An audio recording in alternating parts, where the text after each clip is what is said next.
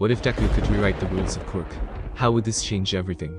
Before we start, I want you guys to subscribe to my channel, hit the like button, and also share this video with your friends. It will really mean a lot to me. You can also check other what ifs on the channel. The like aim for this video is 200. Your support keeps me motivated to bring more amazing what ifs for you guys. Now let's begin. Arc start. A slippery slope. A slippery slope. Ch1. The sun was setting, creating a marasma of reds and blues on the horizon. Birds sat on the overhanging telephone wires, singing their pretty songs. Fluffy clouds drifted overhead, weaving together to form beautiful tapestries.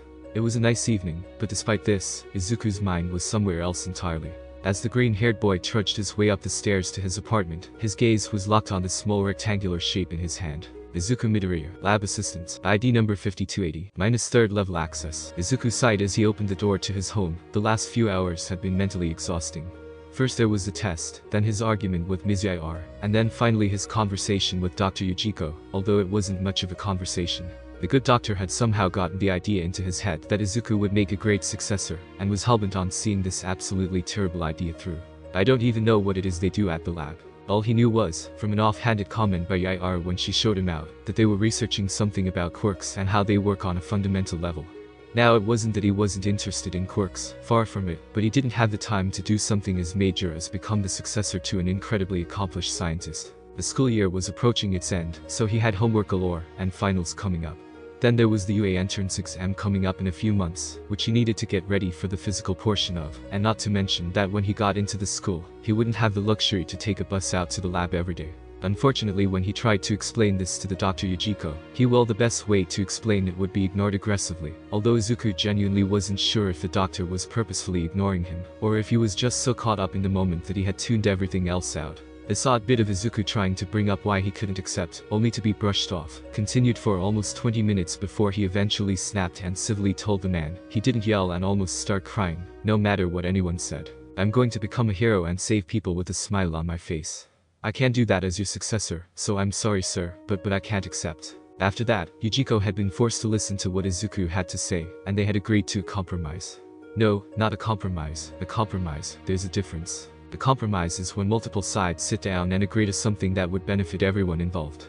The compromise Izuku got was Yujiko telling him he could either A. become his successor, or B. become a temporary lab assistant, and be convinced to become his successor by the end of his tenure. Now in a normal compromise, the other side would counter-offer, and argue for something more to their goal. But you see Izuku he doesn't like arguing, and he's a bit socially awkward, and, well, he chose option B. "Oh, Izuku. I didn't know you were home yet." The staring contest Izuku had been having with his new ID card was cut short as he jerked his head up in surprise to see his mother in the living room, who he had completely missed due to being entrenched in thought. "I know you said that you'd be gone for an hour or two, but you wouldn't tell me where you were going, and I got worried despite you telling me not to." And the woman pushed herself off the couch and ran towards her son, only to stop when she spotted what he was holding. "What's that?" "I think Izuku. Think." He rattled his head for an idea. "It's a school ID. No. You can't lie. Don't be like him. I got a job." She blinked. "What? Awesome. It's not a lie, and it's not a half-truth. You're doing good so far." "I got a job," he continued. I wanted to. His eyes widened as a thought struck him. "I'm a grown young man, and every day I take another step closer to adulthood. Getting a reliable job is the first step towards the financial independence an adult needs to succeed in today's economy." Izuku had his finger pointed up and was semi-mechanically sputtering out his words, as if he were reading from a script, which he sort of was. This was almost an exact copy of one of the many, wildly different, and not at all connected, speeches Dr. Yujiko had spouted to him to get him to accept the position.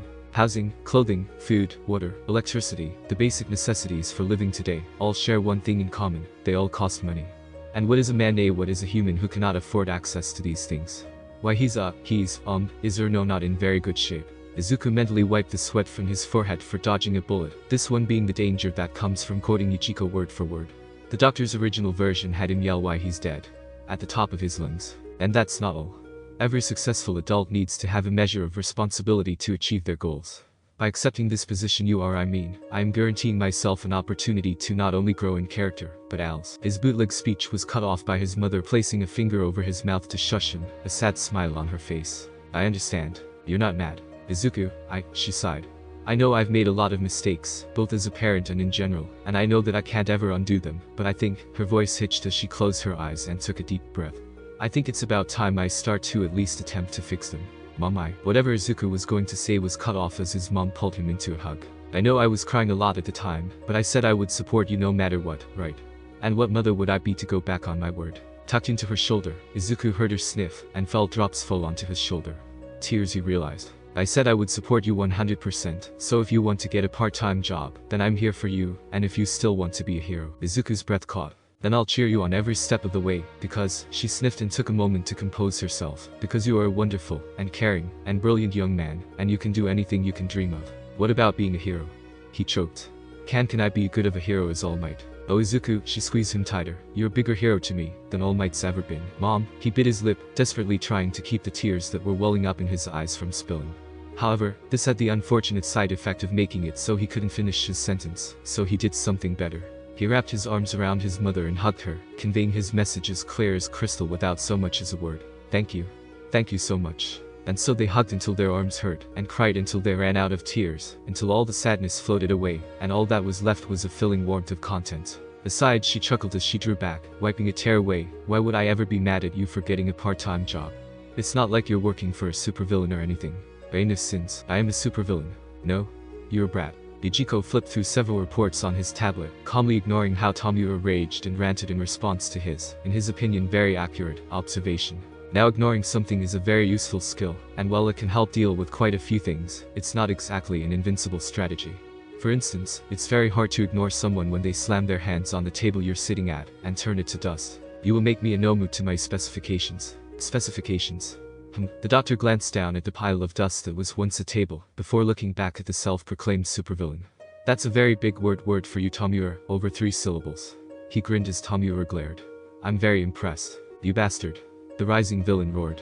I am the leader of the League of Villains. I am the one who will kill All Might. How dare you talk down to me?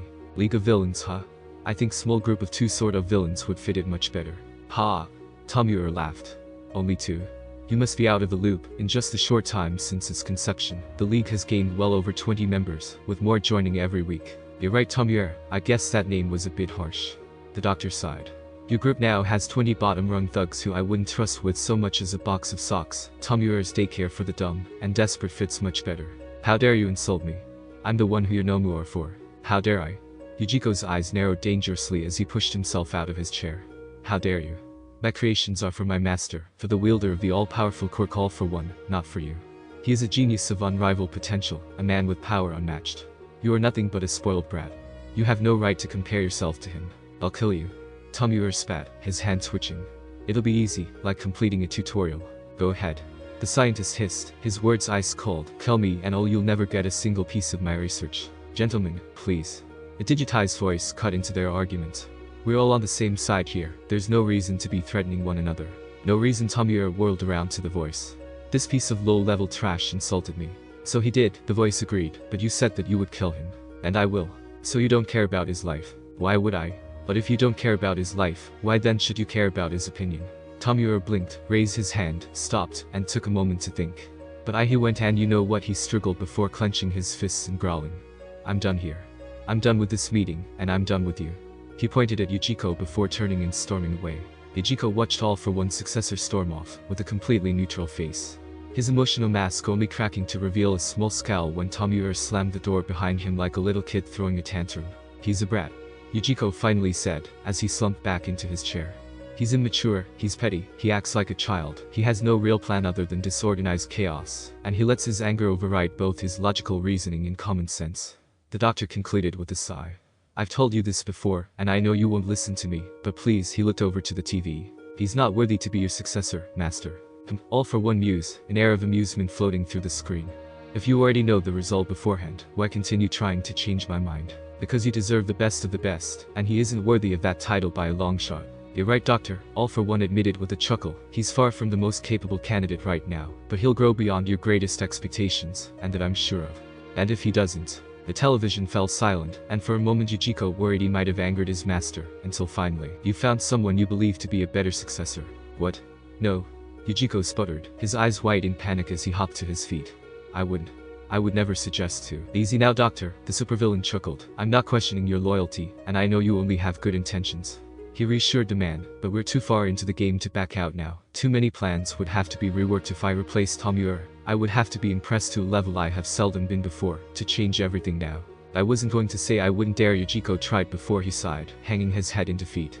Yes, master. I'm sure whoever you have found would be more than qualified to be my successor, but as I've said, I've invested too much into Tomiura to abandon him. Besides, he chuckled, if you found someone you believe capable enough to outdo Tomiura, I'm sure you've already made plans to use them. Yujiko didn't verbally answer, but his silence as good as confirmed it. Nevertheless, don't worry about Tomiura. If you can't bring yourself to trust him, then trust in my judgment instead. I haven't led you astray, yet have I? No, master, you haven't. I will trust in your wisdom. But he gulped and steeled his resolve. I will not know. I refuse to accept Tomiura as your successor. Not until he grows into the potential you speak of, and until then I want nothing to do with him or his band of misfits. That's all I ask of you, to trust me and to give Tomiura a chance to grow. You and your art will be kept far away from the conflict and heroes. Only your finished pieces will be put on display for the world to see. Is that agreeable? Yes, master, very much so. Good, I'll leave you to your work. As the screen flicked off, Yujiko slumped into his chair and massaged his face with his hand, fighting off the sudden urge for a glass of alcohol, something to stave off the massive headache that was forming. Which could be due to either Tomiura or caffeine withdrawal. It was 50-50 at this point. It had been a while since he last had to come to one of these meetings, and he had forgotten how headache-inducing they could be. All for One would occasionally call for a meeting between himself, Yujiko, and Tomiura, usually about every other month.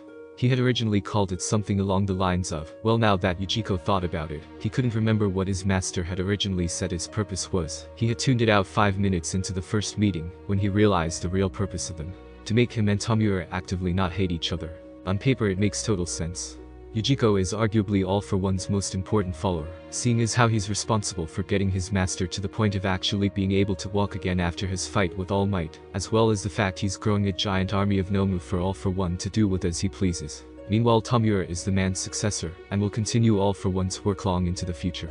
Getting them to cooperate is a very worthwhile investment. In practice, however, Yujiko sent another look down at the used-to-be table dust coating his feet, and grimaced. Now it wasn't as if he wouldn't work with Tomiura. He did make the hands for him after all, creepy as they were, but working for Tomiura, well, considering Tomiura's bullshit during the meeting had driven Yujiko to consider bringing up Midoriya of all people to his master, should tell you his opinion on that. He groaned as his headache worsened. It wasn't like he was actually going to try to get his master to take the kid on as his new successor. It was just one of those thoughts that popped into the back of your head, and floated around. Sure, I could go and spend the money I'm saving to replace my broken car on that new TV the commercial is talking about, but I'm not actually going to, because that would be stupid. Speaking of the kid, he should be finishing up a tour of the lab right about now. Yujiko had originally planned on showing the kid around the lab himself, but then All for One had called a meeting last second, and he was forced to leave a small recorded message for the kid, and tell Yaira she was in charge of the tour, as he ran out the door. Wait, he blinked. Kid, plus tour, plus Yaira in charge, plus my luck. His brows creased as worry began to gnaw at the back of his mind. He did tell her to ease the kid into everything slowly, right? Bainus sins, and these are the Nomu. Yaira concluded with a proud smile on her face, gesturing to the rows of large tubes that were lined up behind her, their bright green glow filling the room, and blending almost seamlessly with her toxic green eyes. Aren't they great? A slippery slope. CH2, Laboratory Overseer, or Lab Head for short, is the title given to those who help run and oversee the many laboratories, research stations, and storage facilities of Dr. Yujiko Daruma. The man is a genius, yes, but not even he could micromanage every detail of every research project of every building, so he didn't bother trying to. One lab head per facility, a person who is given free reign over everything in the building so long as they follow any and all orders from Yujiko, willingly hand over control when it is deemed necessary, absolutely under no circumstances withhold any critical information whatsoever from their weekly reports, don't interfere with other facilities' work, and arguably most importantly get your job done. So needless to say, it is an incredibly important position, and one Yaira takes great pride in, even if most in her situation wouldn't. See, everything about a lab head is directly tied to their work. Lab supplies, funding, workers, prestige, even how much you got in your paycheck was directly tied to what results you turned into Yujiko. On paper this works just fine. In practice, however, it makes a sort of feedback loop. The biggest labs with the best supplies, that can focus on multiple projects at once, get the most work done, which means they get more supplies, which means they get more assigned projects, which means they get more work done, and so on and so forth. Meanwhile, the smaller labs are left with few ways to compete. Is it a perfect system? No. Is it moral? Debatable. But a quick crunch of the numbers actually shows that by having his top labs, 6 or so labs constantly competing against one another, Yujiko gets more done faster this way than by playing socialism constructor, so he's unlikely to change it anytime soon. Which brings us back to Yaira. The youngest, newest, and as such, most inexperienced lab head. Assigned to the newest, smallest, and least equipped lab. She had been an incredibly bright mind all throughout her career. Her not always standard way of looking at things let her solve problems that had others scratching their head. This combined with her almost obsessive need for a better paycheck, due to the various debts she had acquired over the years, let her climb through the ranks abnormally quickly. So when she, one of the top performing scientists at the time, was approached for yet another promotion, she happily jumped at the chance, not even bothering to read what the papers she was signing said, let alone the tiny bits scribbled at the bottom of each page. So when she first was told which lab she would be maintaining, she was devastated. How was she supposed to get anything done with this? It wasn't even built yet, for heaven's sake. Not to mention that because of the nature in which her position was paid, she wouldn't be getting any form of payment until the lab completed an assignment, and even then, with the size of the lab and its projected production output, her supposed promotion had actually cut her annual income. And by a not insignificant margin too. So, knowing this, she did what any person would do.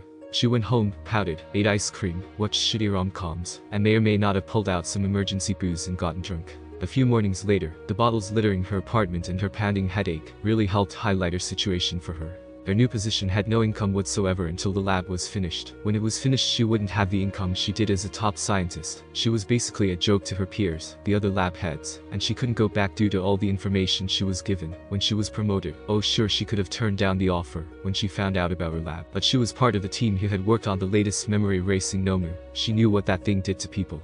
So with all this in mind, she set a goal to fix her situation. She would make her lab one of the top labs or die trying. Some might have called her brave, just plain stupid, or something in between. It didn't matter, her stubbornness paid off. She had won the lottery, the metaphorical golden goose, a royal flush in this game of poker, and if she played her cards right, it ensured a golden highway to the very top. Izuku Midoriya, Yujiko's hastily picked successor, had decided to not only wander directly into her lab, but also live far enough away from the other labs, that daily transport to and from them was deemed more burdensome than simply upgrading her lab. It had barely been a few days, and already new supplies, workers, and funding was pouring in. 2 new expansions to the lab were planned, and the list of things just kept growing. So when the boss had told her to take Green, her new favorite person, and give him a tour of the lab, her new favorite place, she made sure to go plus ultra, and give the best, most detailed tour she could possibly show off. And these are the Nomu. Nighteye proudly declared, her smile splitting her face.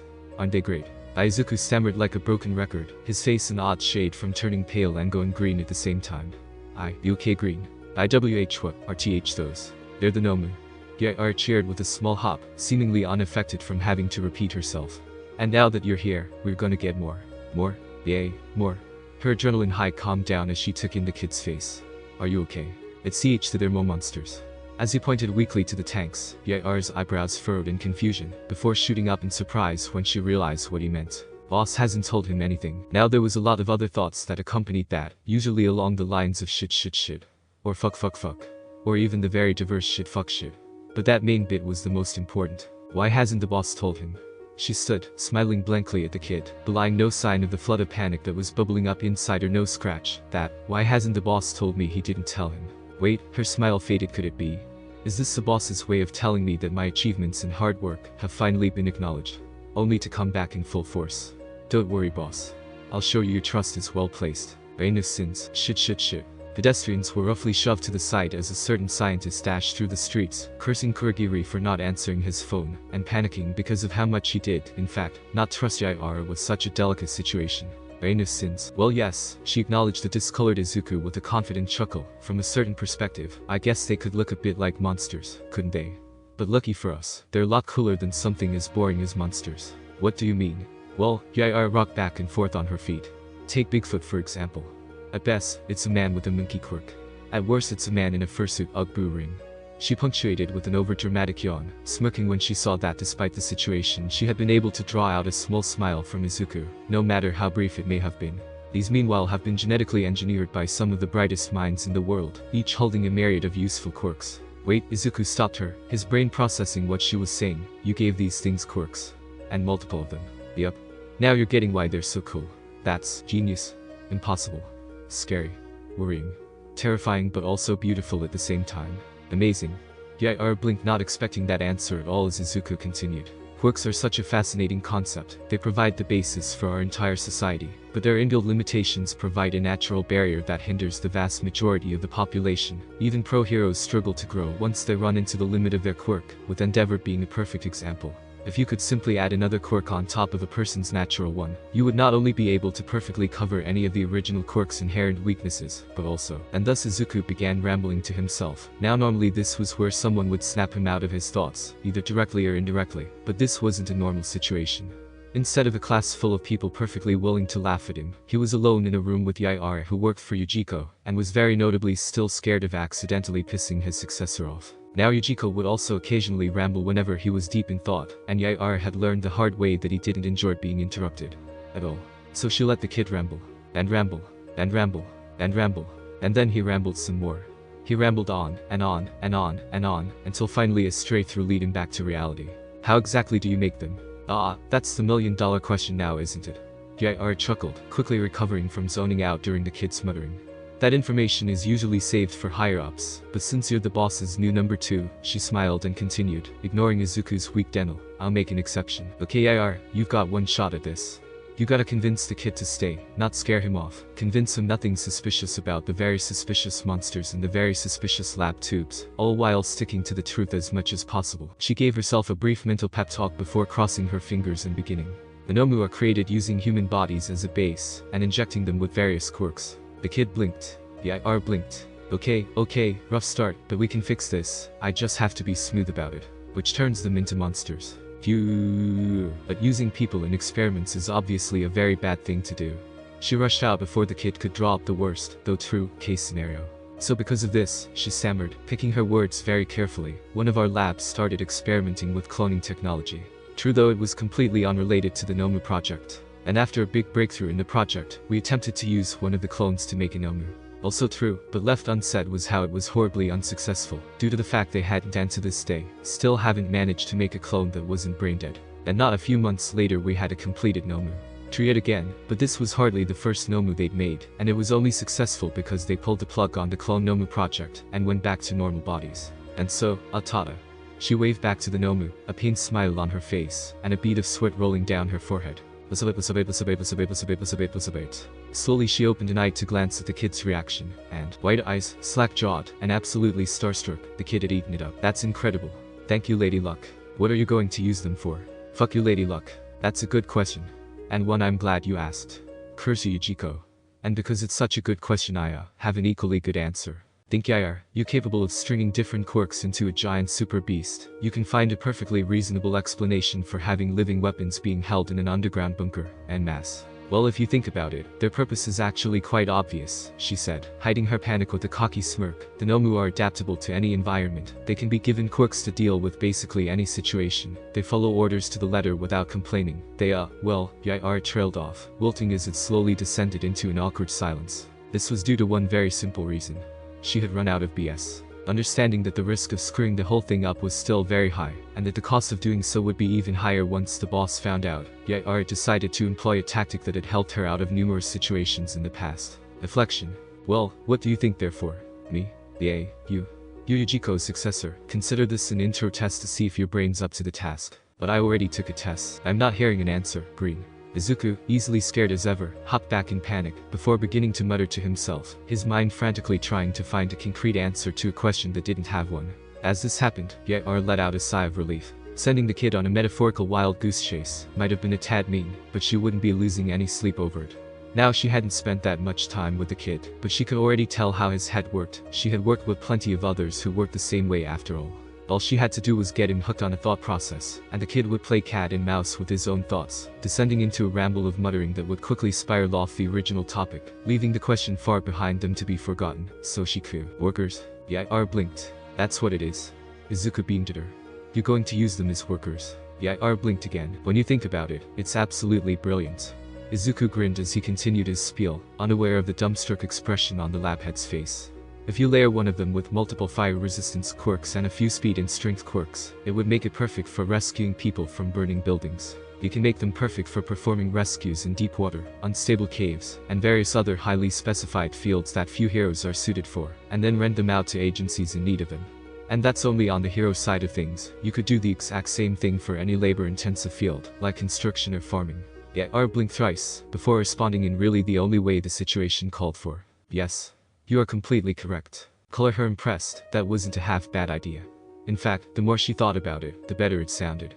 It would not only give them a very believable, and more importantly legal, excuse for the public if the Nomu program ever got leaked, all while providing a nice source of revenue as a cherry on top. The youngest lab had scratched her chin in thought as she began to seriously turn over what the kid had suggested. One of the biggest concerns of the entire program was how if anything was leaked, they had basically no way to avoid mass panic over the army of mindless monsters being hidden under the nation's nose. The kid's idea, while far from leak-proof, was leagues above their current plan, which could best be summed up as brutally smash any and all potential data leaks with overwhelming force, and hope it never gets to that level. Can I ask one more question?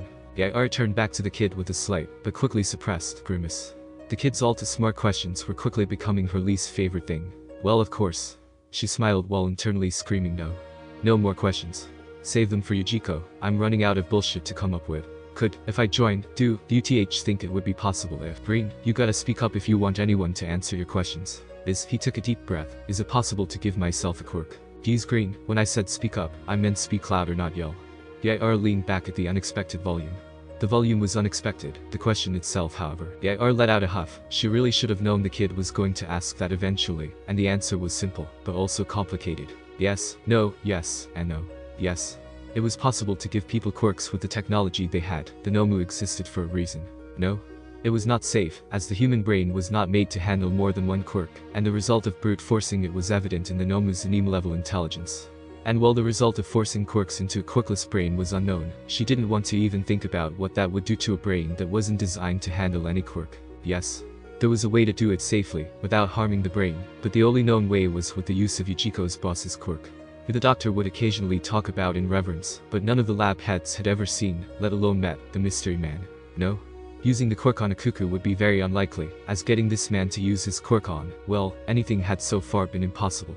With every request made to research, use, observe, or even verify that the quirk actually exists, being immediately shot down by Yujiko. So she told him this, wincing as the kid's shoulders deflated the more she explained. Though she passed the second set of points off as rumors just to be safe, if her boss wanted to be all secretive about a subject, then she'd leave it to him to explain. Oh, sorry for asking, the answer should have been obvious, huh?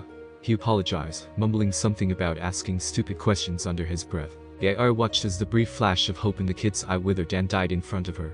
Wincing as a memory of an exact replica of that expression, mirrored on a small brown-haired boy, flickered through her mind. Well, hold on. She rushed. Just because we can't do that right now, doesn't mean we won't be able to in the future. Izuku perked up a bit at this.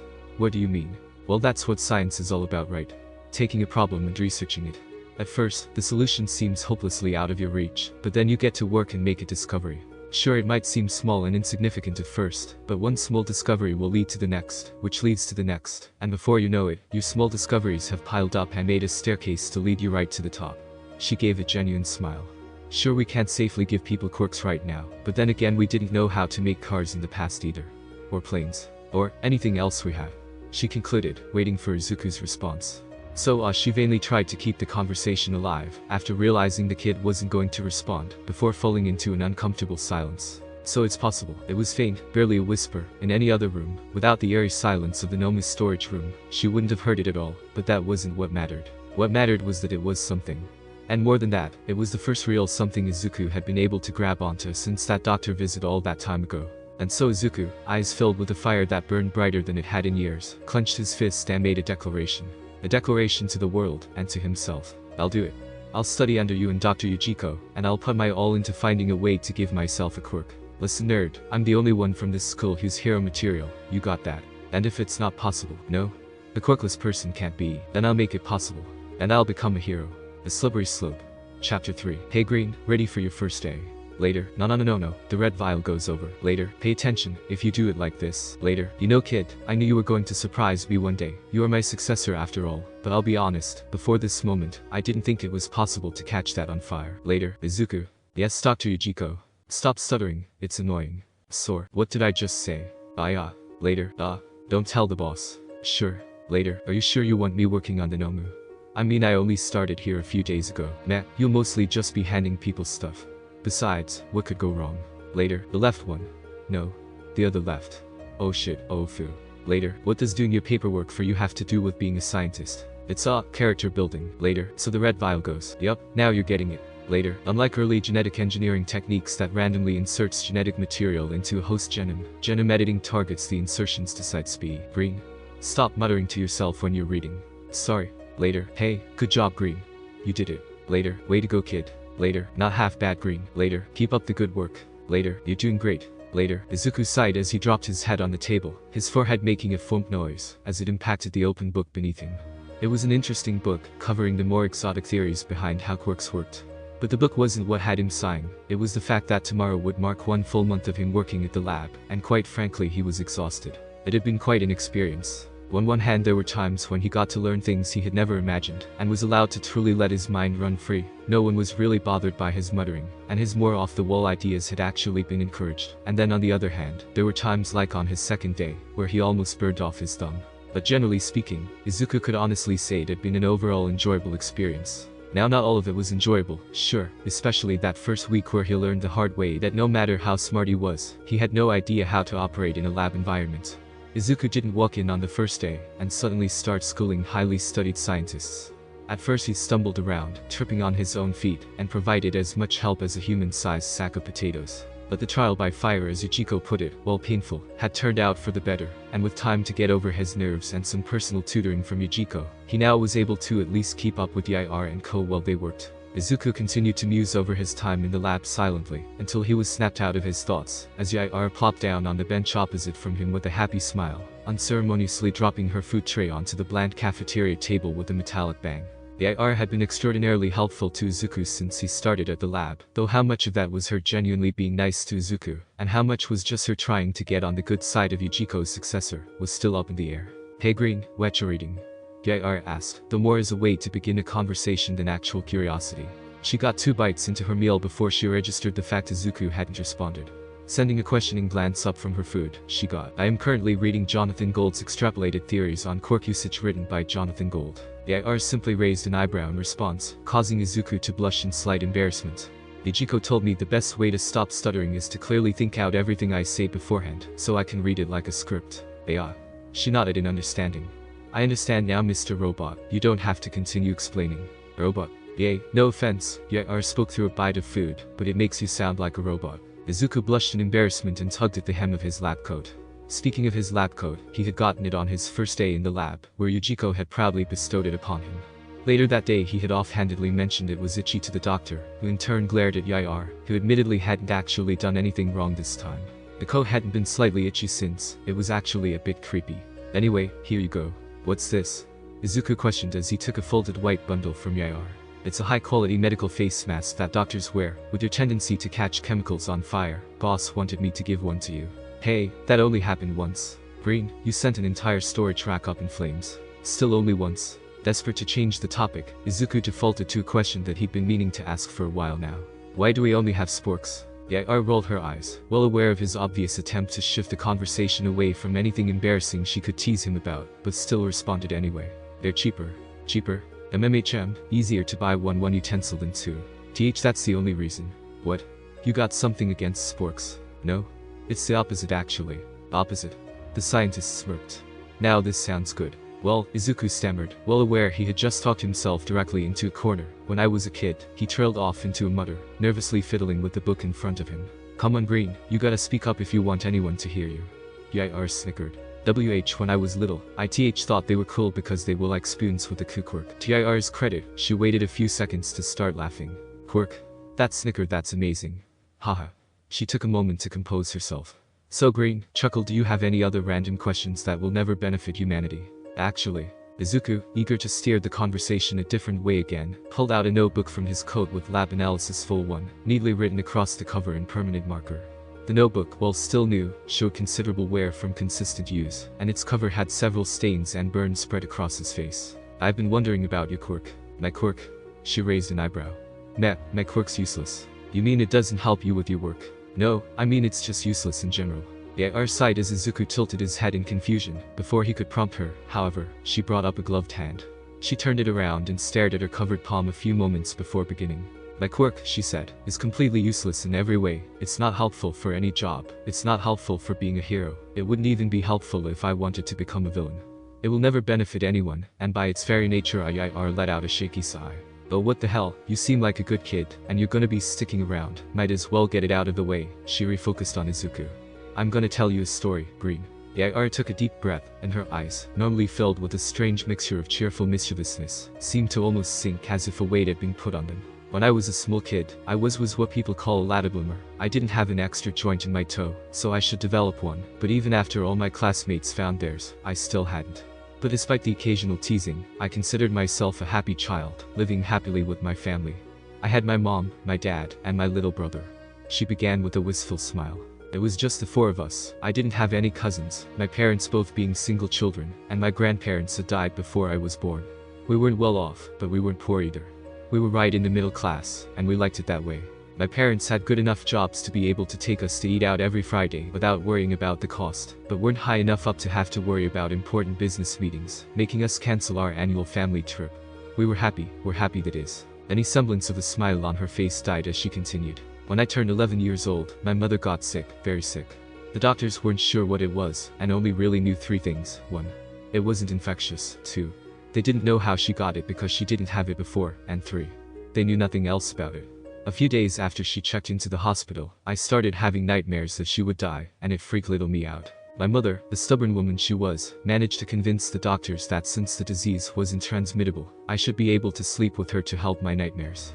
That night she held me close, and told me she wasn't going anywhere. She died the next day. Izuku paled. Their death hit my family hard, but it hit my father the hardest. It wasn't long until he started drinking and visiting a counselor for his bouts of depression. He never got abusive or neglective, but he stopped spending as much time with me and my brother, afraid his wishy-washy mental health would rub off on us. He was never the same. But with both my mom and dad out of the picture, the responsibility to look after my little brother, who was 5 at the time, fell on me. Fast forward a few years and things had stabilized. I had turned 14, and my dad had done well enough to get a raise that more or less covered the income we lost with my mom's old job. I was doing well in school, and had decided to become a doctor, that way I could keep anyone else from losing their mom. It sounds stupid when I say it now, but back then I had my heart set on it. It was about this time when my dad started coughing. At first he laughed it off as a common cold, but as a month passed and it didn't subside, he finally relented and went to see a doctor, and then another, and only when every doctor in the city had given him the same answer, do I think he actually accepted what they told him. He had the same thing my mom had. Dad immediately started quarantining himself in his room, only leaving to go to work and to cook us food. When he was out of his room he washed his hands profusely, started wearing a cheap doctor mask, and took to limiting physical contact with me and my brother.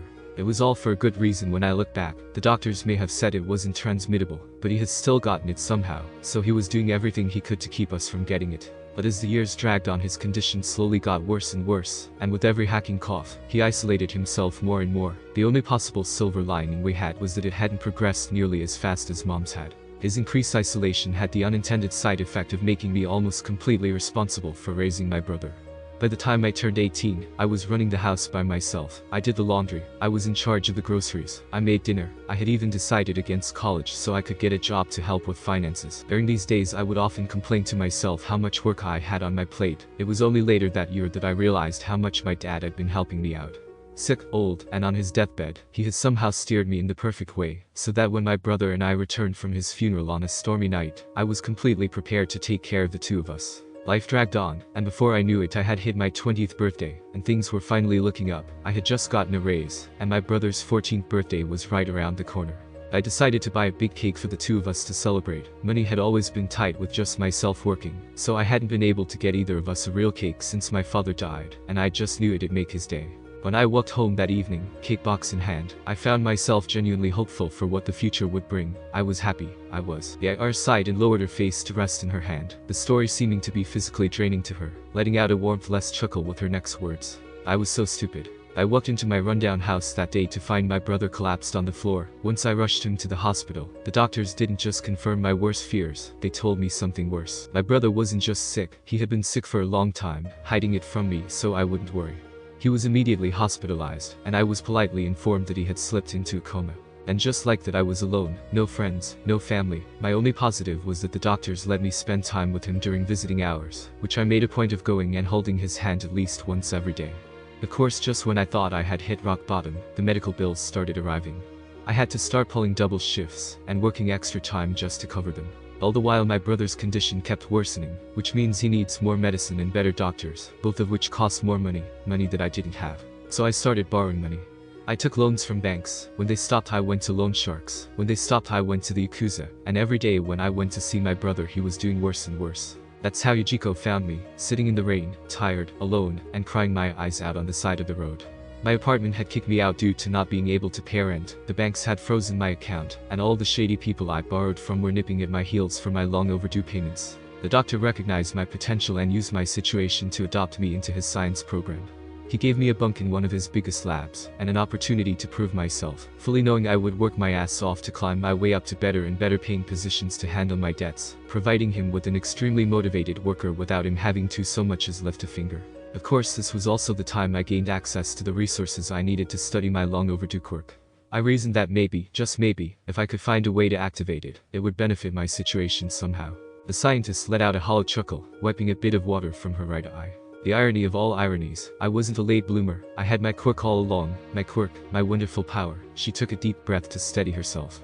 If I touch someone with the palm of my hand, I accelerate any disease they have. Hell, it's grown over the years, and now I can actually give people diseases I've accelerated before, and I wanted to become a doctor as a kid. She turned her attention away from Izuku and back to her food, stabbing at it. What a fucking joke. Izuku didn't know what to say in response. Hell, he didn't know what to say in general. Oh, you don't have to worry. Yai's head suddenly shot up, misinterpreting Izuku's silence. I wear gloves, see? I can't turn my quirk off, but it doesn't work without skin contact, so you're perfectly safe. No, that's not it.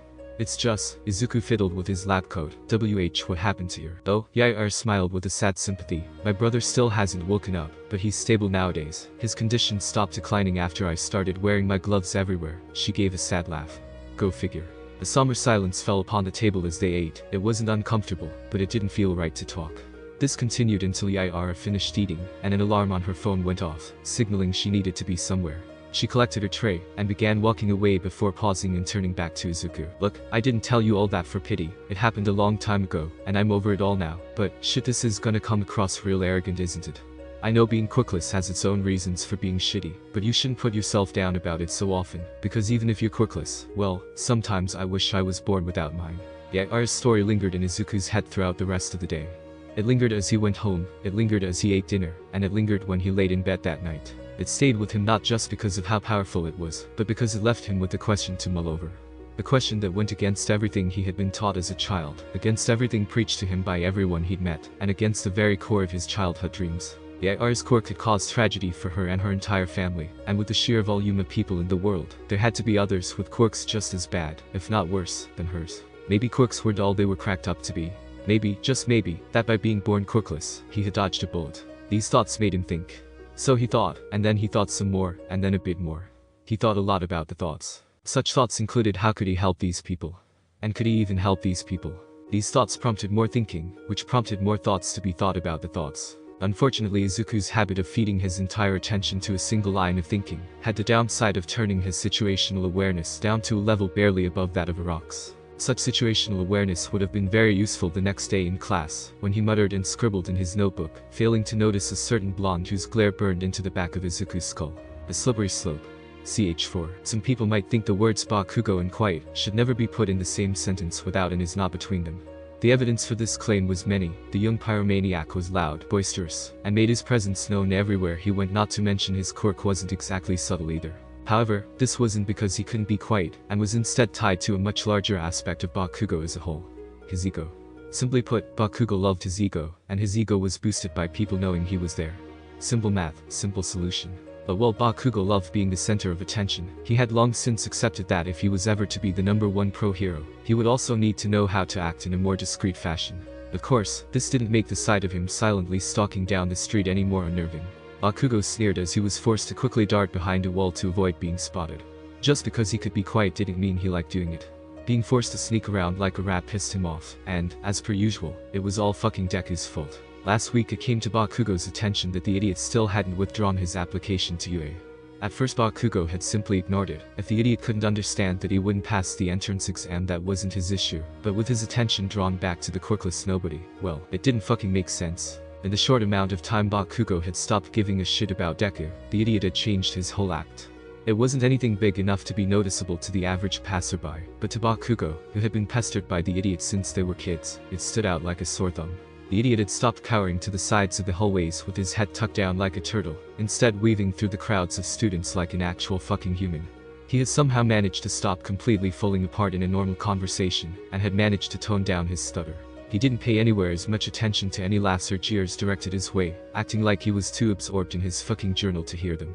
And speaking of his stupid ass journal, he had always been noting down things all the time, but recently he had turned the dial past 100% and had gone off the fucking deep end with the stupid thing. Hell, Bakugo couldn't think of a single time he had seen him put the damn thing down. The little shit was getting more confident. The UA entrance exam was creeping closer every day, and the one person who didn't have a snowball's chance in hell of actually passing was getting more fucking confident. Basic deductive reasoning concluded that he had found something that made him more sure he was gonna pass. But if something could give Deku a fucking shot at passing, and Bakugo, who was already set to dominate the exam, could get a hold of it, not even his mounting anger could keep a maniacal grin from his face as he imagined, not just blowing past his opponents, but completely obliterating their scores. Of course, when he asked Deku nicely about it, Rita's yelled at, and intimidated, the quirkless student screamed and bolted. So now Bakugo was doing what any normal person would do, stalking Deku until the idiot either A. led him to his goal, B. started muttering to himself and revealed his secret that way, or C. wandered into an alleyway or someplace where Bakugo could corner him, without the idiot running like a complete wuss. Things were going smoothly, if a bit slow for Bakugo's taste, until Izuku sent a glance at his phone's clock, let out a quiet "oh shit" as his eyes widened, and bolted down the sidewalk like a madman. Bakugo followed in suit, letting out a curse and dashing after Izuku, continuing his cursing spree every time his target turned a corner, making him lose line of sight for a few seconds. And so for the next few minutes passers-by were treated to a young teenage boy, panicking as he sprinted through the streets, closely followed by another much more pissed-off teenager chasing after him, while also swearing up a storm that would make any mother cry. This continued for quite a bit, each second a tick on the proverbial time bomb that was Bakugo's mounting anger. Thankfully, however, doomsday was avoided as, just before Bakugo snapped and used his quirk to fly ahead and tackle the idiot, Izuku promptly collapsed on the ground, with a loud exclamation of, "I'm here."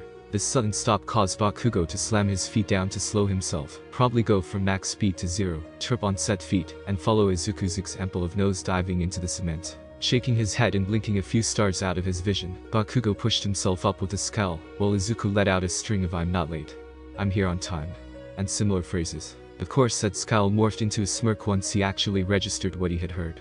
Deku was here, meaning he had led Bakugo exactly where he wanted. Finally, after being forced to quietly follow and then chase Deku through the streets, his persistence would pay off. Only, what the fuck? It wasn't exactly what he was hoping for. In front of him wasn't some secret training ground, it wasn't a hero agency, it wasn't even a gym, it was, "I came all the way out here, for a weird-ass building in the rat's ass of fucking nowhere, Deku, you fucking idiot." Izuku, having realized Bakugo was present with his initial outburst, was too busy panicking to respond properly. The fact he had just led Bakugo of all people to the lab, despite all the warnings and precautions Yujiko had practically drilled into his brain, really didn't help. "Just when I thought that maybe you had finally fucking gotten your shit together, you pulled this bullshit." Bakugo seethed as he stormed towards Izuku, dragging him up by his shirt. "What are you hiding?" "WH, what do you mean?" "I mean, what's making you so fucking cocky about the UA exam, shithead?" Izuku, to his credit, took a moment to think about Bakugo's words before tilting his head and letting out a confused, "Huh." Bakugo, to not his credit, was Bakugo and took that in the way only Bakugo could. Obviously Deku was both ignoring him, playing dumb, and treating Bakugo like he was an idiot all at the same time. AKA. The insult of all insults. "Who the fuck do you think you are, you little shit?" Good question. Izuku blinked. Bakugo blinked. And then something grabbed the back of Bakugo's collar and dragged him off Izuku. Caught off guard, and completely unprepared for any form of counterattack, if this could even be called that, Bakugo tumbled backwards and stumbled about before steadying himself and sending a burning glare back towards Izuku. Standing in front of the teen was a short pudgy man with a rather large mustache, and a pair of shitty goggles, at least in Bakugo's opinion. "A very good question indeed," the man said with a cheer. "Who do you think you are? Going and assaulting one of my employees like that, and on my own private property no less." While the Younge Explosion Quirk user was still trying to decide how exactly to respond to the sudden appearance of the man, Yujiko brought up a hand and fiddled with his goggles. A soft blue light flashed from them, so small and quick to dim, that Bakugo dismissed it as a glare from the afternoon sun without thinking twice. Yujiko's eyes seemed to shift ever so slightly, looking in Bakugo's direction, but not actually at him, subtly moving back and forth, almost as if he was reading something hanging in the air. Katsuki Bakugo, age 15, Quirk type. Emitter, Quirk name. Explosion, top marks in all his classes, applied to take the UA entrance exam 2 months ago, hasn't applied to anywhere else, and overall has forgotten the don't put all your eggs in one basket lesson, to instead place his entire future on the, admittedly quite large, chance of him getting into UA. Yujiko's eyes settled back on Bakugo. Did I get all that right? Why, how the fuck did you get all that? How do you think I did? The scientist responded with a calmly raised eyebrow. Bakugo tore his eyes from Yujiko and glowered at Izuku, completely missing the doctor's smirk as he did so. Regardless of how, why, or any other interrogative word, I do know. And I know a lot of other things too. Yujiko waited a half-second for Bakugo to refocus on him before continuing. For instance, I know of UA's zero-tolerance policy for advanced misdemeanors, delinquency, and infractions. Which, despite your personality, Yujiko adjusted his goggles. You've surprisingly only been marked for minor ones in the past. Very interesting if I do say so myself. Yujiko continued to smirk as Bakugo fumed. I feel that I should make it clear any further actions against my business or employees can, and will, be reported with all necessary details and information to the proper authorities. Yujiko fiddled with his goggles again, causing the blue glare to disappear. The cards have been laid out before you, Mr. Bakugo, do with them as you will. Bakugo opened his mouth to yell, clamped it shut, ground his teeth, clenched his fists, raised his head high, tched, and then stormed away with his hands in his pockets. Izuku watched his childhood friend walk away with wide eyes. Yujiko had just talked down Bakugo. Like, actually made him listen with words. Izuku hadn't thought that was possible. Ahem. Oh right. He started sweating as his thoughts were drawn back to the situation. He had just led someone to the lab, one of the very few things Yujiko had told him to never do. So that was the Bakugo fellow you mentioned before, huh? I must say I'm not very impressed. The doctor stroked his mustache as he began muttering to himself. It's a bit sad actually, Mr. Yujiko. That ego of his is going to be a problem for him in the future, especially with a quirk like that. He's like a bus with no driver. Doctor? One that's heading full speed towards a waterfall, with spikes at the bottom, dynamite-covered spikes. Doomed to kill everyone on board in a fiery, gruesome death. Mr. Yujiko, I really need better analogies. The scientist was dragged from his musings by a tug on his coat, causing him to turn to Izuku, who thankfully hadn't heard his mumbled comparison. I want to say, spit it out, kid. Yujiko punctuated with a light chop on Izuku's head. A man of science doesn't have time to waste stuttering like a buffoon. I'm sorry, sir. What for? What do you mean, what for? I led him to the lab. Ah, Yujiko nodded in understanding. Well, it's a good thing this isn't the lab then. What? If you were going for the lab, then I'd say you were about, oh I don't know, a block or two off. Yujiko let out a chuckle. Which is a bit understandable, really, all these warehouses look the exact same. Wait, Izuku took a moment to think. If this isn't the lab, then why are you here, and what was all that about private property? Well, that's quite simple really, you're always early, and this time you weren't. The doctor nodded in confidence while Izuku's brows furrowed, trying to remember if that was actually true. He could have sworn he had made sure to be exactly on the dot to avoid a repeat of, but his thoughts were interrupted as Yujiko gave him a pat on the head and continued. Something very important must have happened to get in the way of science, so naturally I dispatched a team to help. Yujiko sighed. Unfortunately, all the lab scientists were actually busy doing their jobs for once, and Yair was on break, and heaven forbid she actually do something productive on break. The doctor smirked as Izuku chucked a bit at that. And the property bit, well, that was just bullshit. Mr. Yujiko. What? It worked like a charm, stop fussing. Yujiko waved his hand dismissively while turning and beginning to walk towards the lab. Wait.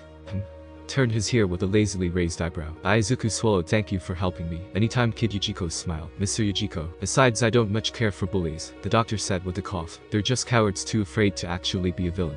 Turning back to the road, he began walking again. Now come on, we're way behind schedule, and I still have something really important to show you. Yes, sir. And so the apprentice sprinted after the master, unaware of the shapes that slithered through the shadows, watching after him as they had done since Yujiko named him his successor all that time ago. The slippery slope. Ch5. Izuku had long since grown accustomed to working on the various Snomu at the lab. Granted, he was mainly just in charge of doing routine checkups, and anytime something actually exciting happened he was delegated to the role of assistant, but that didn't really matter here. What did matter was the fact, Izuku could tell what lay before him was different from all the other Nomu. My successor, behold my latest attempt at creating my magnum opus. My latest masterpiece. It was huge, an enormous hulking figure rivaling All Might in size. It was covered in a thick tar-colored skin that bulged, and in some places ripped open, unable to contain the sheer volume of muscle mass the beast had. Its mouth was a demonic imitation of a bird's, a bony beak filled with giant spikes of teeth. And of course, as all Nomu did, its brain stood proud and exposed for the world to see, two sickly, beady eyes staring into the void. It was monstrous, it was an affront to nature, it was amazing, Izuku whispered, his eyes wide in awe. Before him stood not just a creature, but a living testament to the power of science. The power to push beyond the natural laws that held the universe in place, to break and bend them to the will of man. To break free of the chains that had held down mankind, and become more than any human was ever meant to be. The power to make dreams into reality. The power to rewrite destiny. Izuku's laugh snapped and embarrassed Izuku out of his trance. Haha. Amazing indeed, my young successor. And I see your attention went almost immediately to the finer details. Truly I have taught you well. Izuku blushed in embarrassment at being called out. While the Nomu's appearance was impressive, the scientist in training had almost immediately beelined for the terminal to the left of the tube to get a look at its genetic makeup. And what a genetic makeup it was. The quirk for increased speed. The quirk for super strength. The quirk for shock absorption. The quirk for shock suppression. 3 different quirks for increased regeneration. Not to mention the different mutation type quirks that had been layered on top of one another. This thing was a monster. It's beautiful, isn't it? The doctor chuckled. Why, I'd say it's one of my best works of art to date. Impressive. Undoubtedly so. Beautiful. Art. Izuku had learned a lot from the good doctor, but one thing he hadn't picked up on was his teacher's sense of art, an obsession with creating his magnum opus, though after seeing this, he definitely understood the man's reasoning for that last one. Izuku's awestruck smile mellowed as a stray thought ran through his head. What are you planning to do with this? Well, Izuku stuttered, now actually thinking about what he was saying. It's just that this could do a lot of damage if it got in the wrong hands, so I was wondering what you were planning on doing with it. Ichigo scratched his mustache, suddenly a bit sheepish. Well, you see, I haven't really thought that far ahead. Dr. Ichigo. What? It's not like I was going to rob a bank with it. Technically true. Well, yay, but still. You have a living super weapon in your basement. If the heroes ever found out about this, Izuku paled as he thought of the consequences of that happening. Oh, relax, kid, my employees know how to keep my mouth shut, and only the higher-ups even know about these sorts of experiments. Ichigo hummed as he started fiddling with the tube's terminal. Besides, heroes were part of my inspiration for this art piece anyway. What? Izuku questioned, honestly taken aback by the statement. Well, a while back, I had the unpleasant experience of being stuck in a room with a guy who just wouldn't shut up about how one day he's gonna be really strong, and beat All Might, and he'd be the best, and blah, blah, blah. Long story short, it was very annoying. But it got me thinking. If I could make something that could go toe-to-toe with All Might of all people, his grin twisted into a warped smile. If one of my creations could fight the greatest hero on even ground, then it would have to be my greatest masterpiece. Ichigo's grin weakened as he sighed. Of course, now that I've actually tried my hand at making the thing, all you have to do is pull up some of All Might's old videos, and it becomes pretty obvious. As impressive as the Nomu is, it's a long way from beating the guy. Wow, Izuku gazed at the take with a new light. To think a little kid could inspire you to make this. Ichigo opened his mouth to correct Izuku, pause, and really thought about the person he was talking about before continuing. Yay, I don't know how old he was, but from how he was acting, he couldn't have been more than 4 or 5 at most. This caused Ichigo to start laughing like he had told the best joke in ages, but Izuku didn't pay him any mind as he wandered back to the tank. So you were made to fight All Might, huh? The quirkless student frowned as a picture of All Might's withered form waved through the back of his head.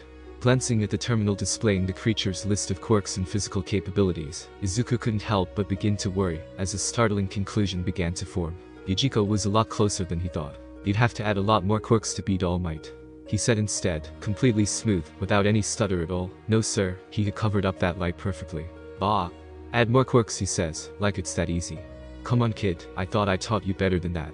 Giving shit a quirk is a headache and a half, giving it multiple quirks is damn near impossible, and all the stress from trying to figure out how to do it is most likely the whole reason I lost my hair. Do I need to have a flash recap lesson on giving Nomu quirks? No sir. Giving multiple quirks to a host is not difficult because of the quirk application process.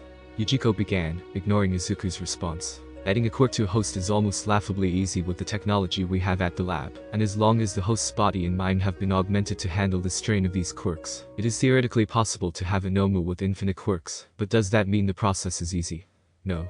It doesn't. This is because the greatest challenge us scientists face when adding more than one quirk isn't the host's body or mind. It's not the application process, it's the quirks themselves. Quirks do not like one another. If 2 opposing quirks are placed in a host, then just as a body will reject organs it recognizes aren't from itself, as with organ transplants, the quirks will reject one another. This is a problem unsolved to this day, and one that remains the single biggest roadblock in our research. This is so important, in fact, that I will repeat it. This problem has not been solved. We have only managed to find ways to work around the issue so far, such as using quirks similar enough to each other that we can trick them into believing they are simply a byproduct of each other. The Nomu in front of you is a perfect example of this, and is the absolute furthest we have been able to stretch this method. Every single one of its quirks is a physical-based quirk, and every one of its quirks simply adds on to something the creature already had. It already could heal itself. It already had muscles. It already had skin and bones which naturally absorb shock and protect the internal organs. It is only because of this and 2 mutation quirks that rope them even further together that the beast is not dead. And even then, its genetic structure is teetering on the edge of total self-collapse. So Izuku, Yujiko stopped pacing and whirled around to face his apprentice. If I decided I wanted to make it also be able to turn into water, fly, and shoot fireballs from its eyes, what would happen? The quirks would reject each other. The quirks reject each other. Yujiko held. The quirks would reject each other. The Nomu would die. My hopes would die. All the resources spent on it would be wasted. It would be a huge financial loss. I would have to start all over again, and my mother would laugh at me for being a failure. Ignore that last part. Yes, sir. Izuku slumped against the wall, his anger at having his masterpiece basically called not good enough to his face, having been ranted away, and sighed as he lost himself in his thoughts. His master's quirk was a horrifically beautiful piece of art, one that had undoubtedly sped forward his research by decades, but even then, it hadn't solved the problem of quirk rejection. All for One, contrary to what its use implied, didn't steal someone's quirk, at least not in the way you would think. The quirk All for One bypassed the quirk rejection issue entirely by not taking quirks, but instead by copying them, expanding itself to imitate the quirk's abilities, and then destroying the initial quirk. The quirk was incredibly fascinating to study, as almost none of what it did worked as you would expect it to. For instance, the ability to gift a quirk to another isn't actually a power of the quirk. It's not an ability, but rather a built-in safety mechanism. If the wielder absorbs a quirk that is detrimental to their health, they can offload it onto another host in order to save themselves, quite a few steps away from a gifting mechanism, if Yujiko could say so himself. As for why it couldn't just uncopy a bad quirk without having to dump it on someone else, Yujiko believed it was just more evidence to his personal belief that nothing in the world was perfect, even something like a nearly all-powerful quirk. It was sad really, not even All for One could solve the infinitely infuriating quirk rejection problem, and now his latest masterpiece, the one he could honestly say had the most potential of anything he had made in a long time, would never reach what it was could be capable of, all because of a single problem. It was almost funny, such potential held just out of his reach, if only he could figure out how to make quirks play nice, or, since that was unlikely to happen anytime soon, find a way to ignore it completely. Well, what if we just did something that didn't trigger the rejection? Exactly, he needed to find something that didn't trigger. Wait a moment. What about things that aren't exactly quirks, like engineering him to have denser muscle mass, denser bones, or having claws? Those are things you can do just by basic DNA editing. The technology was around a long time, like even way before quirks were a thing, though it was experimental at the time, but with a little bit of an overhaul on the foundation, I'm sure we could. Izuku just stared at Izuku, stroking his chin while zoning out everything his successor in denial was saying, the first 2 sentences bouncing around his head like an overly obnoxious beach ball. Carefully he walked over to the corner, where a small stool sat on its side. He pulled it upright, and gave it a little dust off. In the back of his mind he was mad at Nighteye for leaving things lying about in such an important room, but he didn't act on it. Instead, he slumped onto the stool, and pinched the bridge of his nose. That would work. Yujiko's annoyed huff finally caught the attention of Izuku, bringing him to stop his ramble. Why didn't I think of that before? I've been working on my art for decades. I was stuck on trying to string quirks together for years, and all this time I could have. Suddenly Yujiko stood up, the motion knocking the stool over, back into its original position. You? He jabbed a finger at Izuku. Follow. Of course the word follow might have been a bit misleading, as the doctor grabbed the collar of Izuku's coat, dragged him out the door, down several hallways, and to a vacant room, where he unceremoniously tossed him in. The scientist in training went to continue the single-word train with a what and a why, but Yujiko was already ahead of him. Stay. And so Izuku, confused and just a tad bit scared, stayed. The room was almost completely identical to the one where he had taken Yujiko's test, back what felt like forever ago. The walls were empty save for the cold steel they were made of, with the only things of note being the door, a wooden desk, a chair, and a ceiling light. Though it wasn't like this was some special room, just because it looked like the testing room. Very shortly after he started coming to the lab on a regular basis, Izuku had learned every office looked like this, even the one Yujiko had commandeered when it became clear he was going to be spending a lot of time here. Don't get the wrong idea though, just because all the rooms were the same, didn't mean they were all the same. For instance, this room was empty, it was cold, stifling even. Meanwhile Nighteye and Yujiko's offices had personality, and an air of life. Yujiko's was just because he had a ton of empty coffee cups laying about everywhere, while Nighteye's was due to all the unfinished paperwork lying about, the occasional beer can, and the frickin' mini fridge she somehow snuck past Yujiko, ironically hiding it underneath the stacks of paperwork Yujiko lectured her about picking up. Izuku was snapped from his thoughts as the door slid open and Yujiko walked in, pushing a cart full of books, boxes, and a tablet, slightly struggling due to its weight. There are 300 items on this cart, he grunted as he gave it a final shove into the room, and around another 500 on the tablet. These are all highly important documents that I've been meaning to see if I can use to further my own research. Unfortunately, I haven't had the time to go through them yet. He coughed as he dusted off his hands. Get those sorted and report back to me tomorrow. You getting a raise, no scratch that. You getting a promotion to whatever position gets you a private lab. But I've only been here for 2 months. Exactly. And you're already more competent than literally every other person I have in this building. The doctor smoothed out a few wrinkles in his coat and turned towards the door. Now if you'll excuse me, I need to set up an industry-wide meeting where I yell at everyone for failing to realize something so simple for so long. Wait, Dr. Yujiko wa, you've got 2 weeks to get all that read, 3 days to compile any useful information, and then 4 more to hammer out a good idea or 2 could be for a project, a study, or hell even a whole new field of science. I don't care as long as it's impressive. Then you're going to present said idea to a group of me and my top scientists. This is your big chance, kid. Yujiko sent a wide grin over his shoulder as the door closed behind him. Knock it out of the ballpark, and prove him I was right about you. Izuku watched the door close, staring blankly as his brain tried to comprehend what all exactly had just happened. First, what? Second, what? The slippery slope. CH6. There were 3 types of days that took place in the world.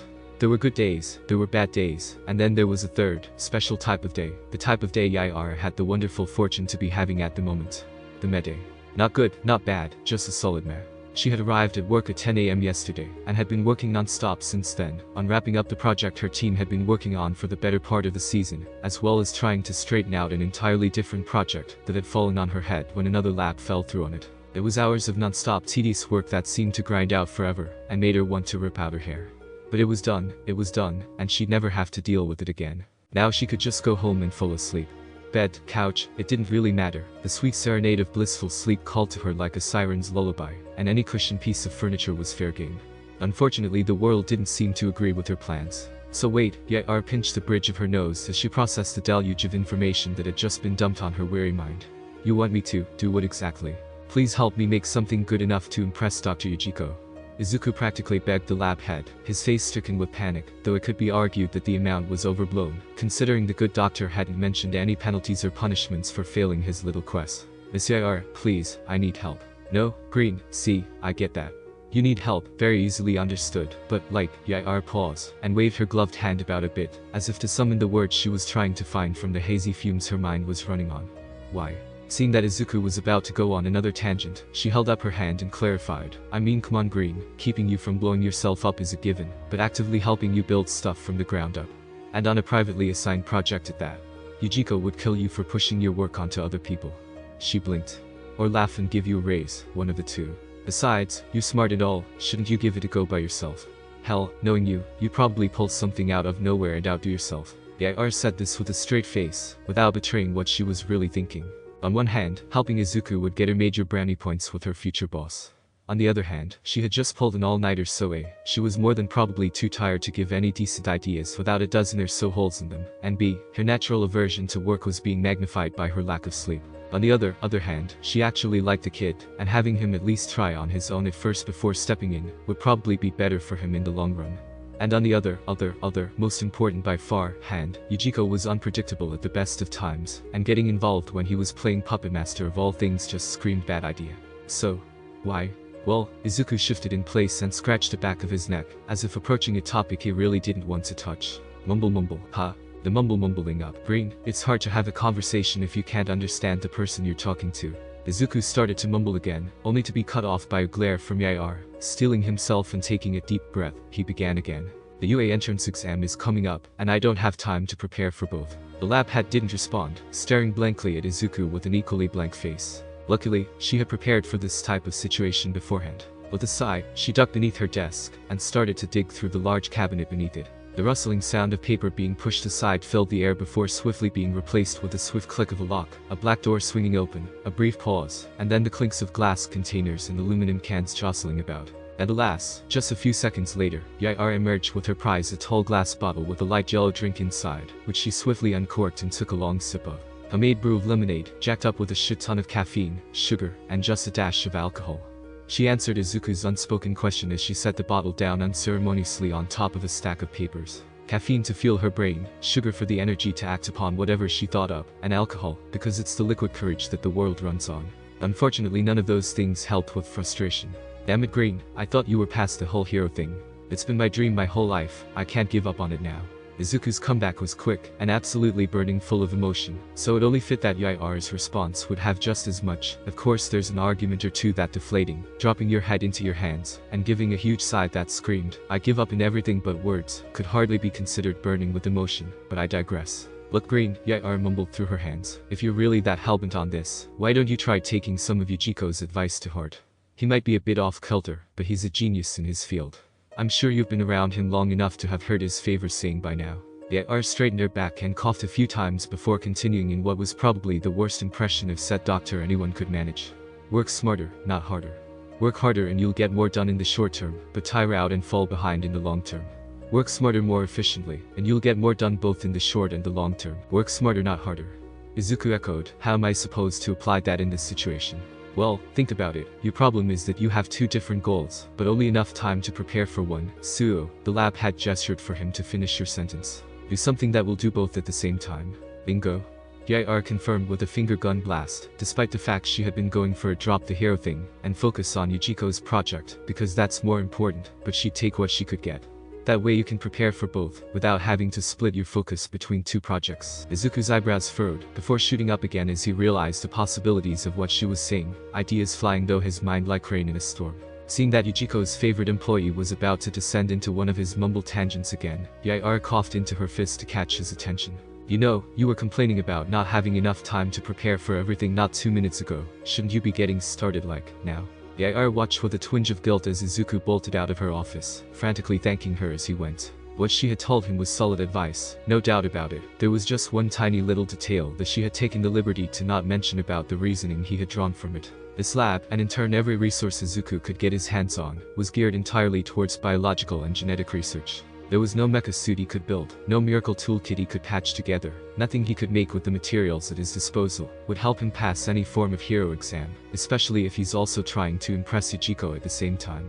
And since Yujiko had beaten the fact that jabbing himself with a quirk was a bad idea into his head at least once a day, the only things he could get that could possibly pass the exam were A. Something Noma related and thus something that was extraordinary banned on every level from being taken in public, or B.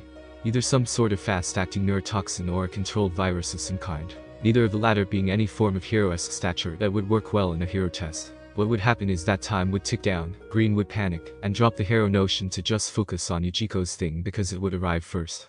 Then, even if Izuku wanted to apply to UA, he wouldn't have the time to prepare for anything, and he'd be forced to step down, wiping him of any outside ambition, and permanently tying him to Yujiko's science empire. There was absolutely no way this could blow up in her face, and wind up with Yujiko's successor enrolled in UA, the very place that heroes train to catch those like Yujiko and Yai.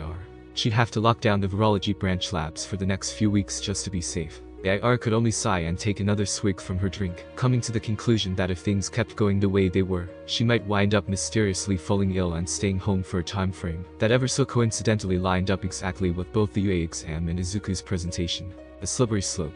Chapter 7. Work smarter, not harder. Two birds with one stone. The young scientist repeatedly mumbled to himself as he flipped yet another page. On paper it was a great idea. He only had time for one project, but needed two things, so have that project be able to fit the requirements of both the things he needed. But there was one problem. Where was he gonna find something like that? The answer came to him surprisingly quickly. The cart. Yujiko had told him to use it after all, and that coupled with a crippling lack of other leads, led to the very obvious choice of action of read through the cart's contents, until something interesting pops up. Unfortunately Yujiko had been spot on in his description of what it was. A bunch of important information that he wanted to see if any of it could be useful to his research, which implied both that it was A. all highly unorganized, and B. any interesting finds would be buried under a vast majority of useless info. Which led him to his current situation, hand-digging through the cart's contents book by book, page by page, all while finding nothing for his troubles. This was his third day straight so far, and at the rate things were progressing, it was looking like he'd be back tomorrow as well. Izuku scratched the back of his head as his frown deepened. Nothing he'd seen so far was anything close to what he needed. Oh sure, there was quite a bit of interesting information, and quite a lot of it would be very beneficial to his work in the lab, but outdated theories on genetic programming wouldn't exactly help him beat up robots. And boy was he glad he actually thought to look into said exam, or he would have wound up looking stupid with his original idea of just building a buttload of sleep darts. Closing the book he was currently holding with a snap, and tossing it over his shoulder to the ever-increasing pile in the corner, he reached absent-mindedly towards the cart when something caught his eye. Down at the bottom of the wheeled cart, only now revealed after so many items being removed, and still mostly hidden under the overflow of books and notepads, was a box. A battered, dented, partially crumpled cardboard box with more than a few stains to its name, that looked woefully out of place alongside the other, though very unorganized, reasonably well-kept books. Meh, what the hell? It was worth a shot. Pulling the surprisingly heavy box off the cart and out from under its book-esque prison, Izuku gave it a brief once-over to make sure it hadn't been torn open, before casually flipping open the box's top, only to be greeted with a virtual Pandora's box of content. The box was a large collection of manila folders, nearly all of them having the words classified or restricted access printed on the front of them, some practically falling apart with age, all of them bursting with papers and graphs. There were stacks of papers that had very obviously been sent through multiple shredders in the past, painstakingly stitched back together, and considering there were more than a few that were half-burnt, it was very clear someone had wanted these gone. Hell, there were even honest-to-goodness floppy disks, just sitting there. No one had used tech like that since way before Quirks. And just to top it off, none of it was in Japanese. Interest officially peaked, the young scientist began pulling everything out and organizing it into manageable piles. Quickly, two different major categories began to form, the ones he could kind of understand, and those he had no idea where to even begin. Okay, so these are in English. Izuku placed a slightly moldy folder to his left, filled with the English language he had learned the basics of in school, before picking up a paper filled with something very much not English. But these, what are weighty blinked, is this, Russian? Sure enough, the box had been filled with an almost perfect split between English and Russian, with a good bit of German scattered about, which really only raised more questions than answers. Having now pulled everything out, Izuku sat back with a huff, going over everything a second time, and slowly but surely the gears began to turn. The age of everything, the obvious attempts to destroy many of the files by either shredding them or by fire, the really old tech and floppy disks, the large classified stamps. These are pre-Quirk government files, he said numbly as it all clicked together. There was a good 15 seconds of silence before Izuku dropped his head into his hands and let out a miserable groan.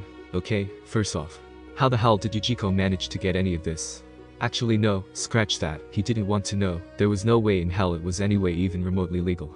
He should shove everything back into the box and pretend he never even saw it, maybe even burn it to save everyone the headache. Dude, Izuku cursed his curiosity as he reached for the more important looking files, and pulled out his phone to help translate. Quickly it became apparent a reasonable chunk of it was completely useless, whether due to the paper being too far damaged, or simply because the information it contained was of no value, the effect was the same. Tossing aside yet another report of political corruption and potential treason, Izuku absent-mindedly picked up a binder sitting off to his left. Flipping it over a few times to figure out which side was the front, he gave an interested yet disappointed him when he figured out the binder didn't have the secrets of the universe printed neatly in bold letters on the first page, but acted as a timeline of sorts, one that detailed classified activities over a period of years. Already resigned that this most likely wouldn't hold anything of value, he sighed and began to skip through it half-heartedly. Blah, blah, blah, more political corruption, useless, useless, useless, quirks start appearing, blah, blah, genetic experimentation to understand where quirks came from is fruitless interesting, but still useless for his current situation, blah, blah, numbers start increasing, general misuse of quirk powers, mass panic, blah, blah, military crackdown, riots, skip some pages, governmental collapse, anarchy, useless, useless, silver order, anti-quirk extremists, blah, blah, blah. In order to better combat the emergence of omega properties, I put forward the motion to begin. Wait. Doing a double take, and rereading the small cluster of paragraphs he had almost just completely skimmed over, Izuku's perseverance paid off, and his eyes whitened like something out of a cartoon. Quickly he began shuffling through the mounds of paper like you would a puzzle box, pulling out anything that seemed to have any sort of connection to what the binder detailed. Fumbling out his new journal from the inside pocket of his lab coat, Izuku began hastily jotting down bits of information without any coherent organization. And as he sorted through the various documents, each paper acting like a piece to some deformed jigsaw puzzle with his own notes to fill in the gaps, a grin slowly grew across his face. Quirks, despite how common they are in the general populace, were an extraordinarily dangerous thing, and there was a definitive reason that so very few people in history had ever been born with two, and why there had never been a case of someone with more than that. A reason Yujiko had seen fit to show Izuku firsthand. The stress exerted on the human brain by even a single quirk is extraordinary, and adding more just stacks more on top, magnifying the issue to an extreme degree. Yujiko had taken Izuku to one of his larger facilities to observe the final steps in the Noma creation process. The young boy had watched, horrified, as the brain, unable to naturally survive the strain put upon it, had been injected with various chemicals to stay operational, causing it to balloon outward.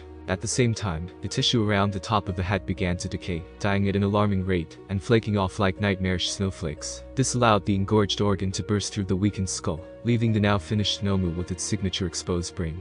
Izuku had run out of the room as soon as the operation was complete, and between frantic breaths, had asked his teacher why. Why would they use chemicals like that if they had such a horrific effect? Yujiko's response had been calm, simple, and horrifyingly enlightening.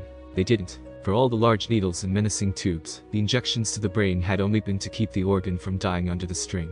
The swelling, the tissue decay, all of that was a direct result from putting an unnatural amount of quirks into the body, and their correlating strain on the brain, the swelling in particular, was simply the body attempting to adapt in order to handle the stress it was put under. The demonstration had been Yujiko's brilliant way of convincing his protege to not attempt to give himself a quirk without direct supervision, after Izuku had refused to stop bringing the topic up in conversations for the first few weeks. Needless to say, it had worked very well.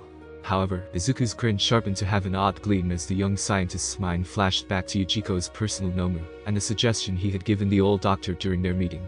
Genetic manipulation didn't just pertain to quirks now, did it? Izuku's pen was practically flying as it streaked across the papers haphazardly scattered around him. So absorbed in his work was he, that he didn't even bat an eye when one of the lights flickered and died, dousing half the room in darkness, nor did he notice when his elbow knocked one of the various papers off the table.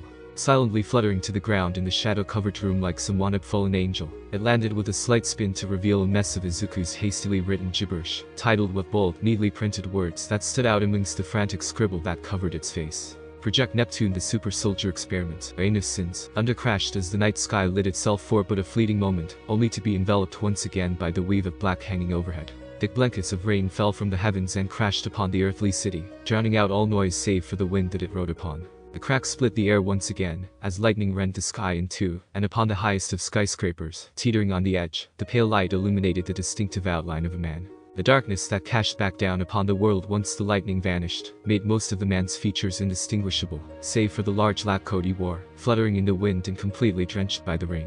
"You know," he began, "I find storms like this to be such an interesting irony. I mean," he gestured to the sprawling city below him, "humans seem to bend the world around them almost instinctively. We carve holes through mountains for roads, we burn down forests for space, we bridge over rivers for convenience, and we build our cities on every corner of every continent. We act as if we're the masters of our planet, owner of all, and beholden to no one, but storms like this." The man let out a chuckle, as he raised his hands, turning his palms up to catch the rain pouring down around him. "When a storm like this comes around, we can't do anything about it. Oh sure, we build our barricades to keep from flooding and huddle in our houses to stay dry, but that's not really doing something, that's reactive, not proactive." He scoffed. "The point is that, despite all our boasting and smugness, we can't stop a storm from happening. You can level a mountain range, but you can't blow up a storm. No sword, no gun, no tank, no plane, no weapon humanity has ever made in its long history of trying to kill itself can stop a storm from hitting a city. All that we can do is either get out of the way or hide inside, which leaves us with you." The man laughed as a worryingly close bolt of lightning struck, rocking the building. The butt end of a cosmic joke by the world itself. "Your gift that you take such pride in, the ability to see someone's future, lets you see the storms beyond the horizon, but that's it, that's all it does. You have no secret weapon, no plane, no tank, no gun, hell you don't even have a sword, and because you have no proactive choices, all you have left are reactive ones. You can either get out of the storm's way, or huddle inside to stay dry." The man cackled as he swayed dangerously near the ledge. "You see the All Might eyes, you see what I do when I come, you see so many things, so many storms swirling just out of sight, and I can't wait. I can't wait for them to arrive, and to see what you'll do. Will you run or will you cower and hide? Because if you think you can fight a storm without even a sword, well," he chuckled, "then you must be dreaming, and if that's the case, here's some advice. Wake up." Nighteye jerked awake to a crash of thunder. "That's a dream," he grunted to himself as he pinched the bridge of his nose. Taking a moment to collect himself, he blinked wearily at his desk as his memory came back to him. "That's right," he mused grumpily to himself as he eyed the various papers stacked to organized piles about his desk.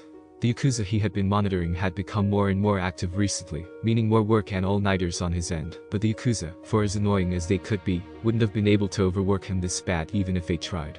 No, the blame for any recent gray hairs could be placed solely on something much smaller, fluffier, and infinitely more frustrating at times. The future site hero scoffed as he read through Nezu's reply letter, assuring him that UA's security was as tight as it could be, and that he would funnel any reports of a villain that matched the description Nighteye had given him, directly to his agency. The foresight hero could only give a heavy sigh as a disturbing sense of déjà vu settled over him. This was almost exactly what had happened between him and Nezu, when he first got his vision of All Might's death. The principal would smile and nod his head, giving some help here and there when he could spare it, and assure that if anything came up he was only a call away, that he trusted Nighteye. But he didn't believe him. Now it wasn't really Nezu's fault, it just so happened the principal worked on a slightly different branch of logic than most people, due to his quirk.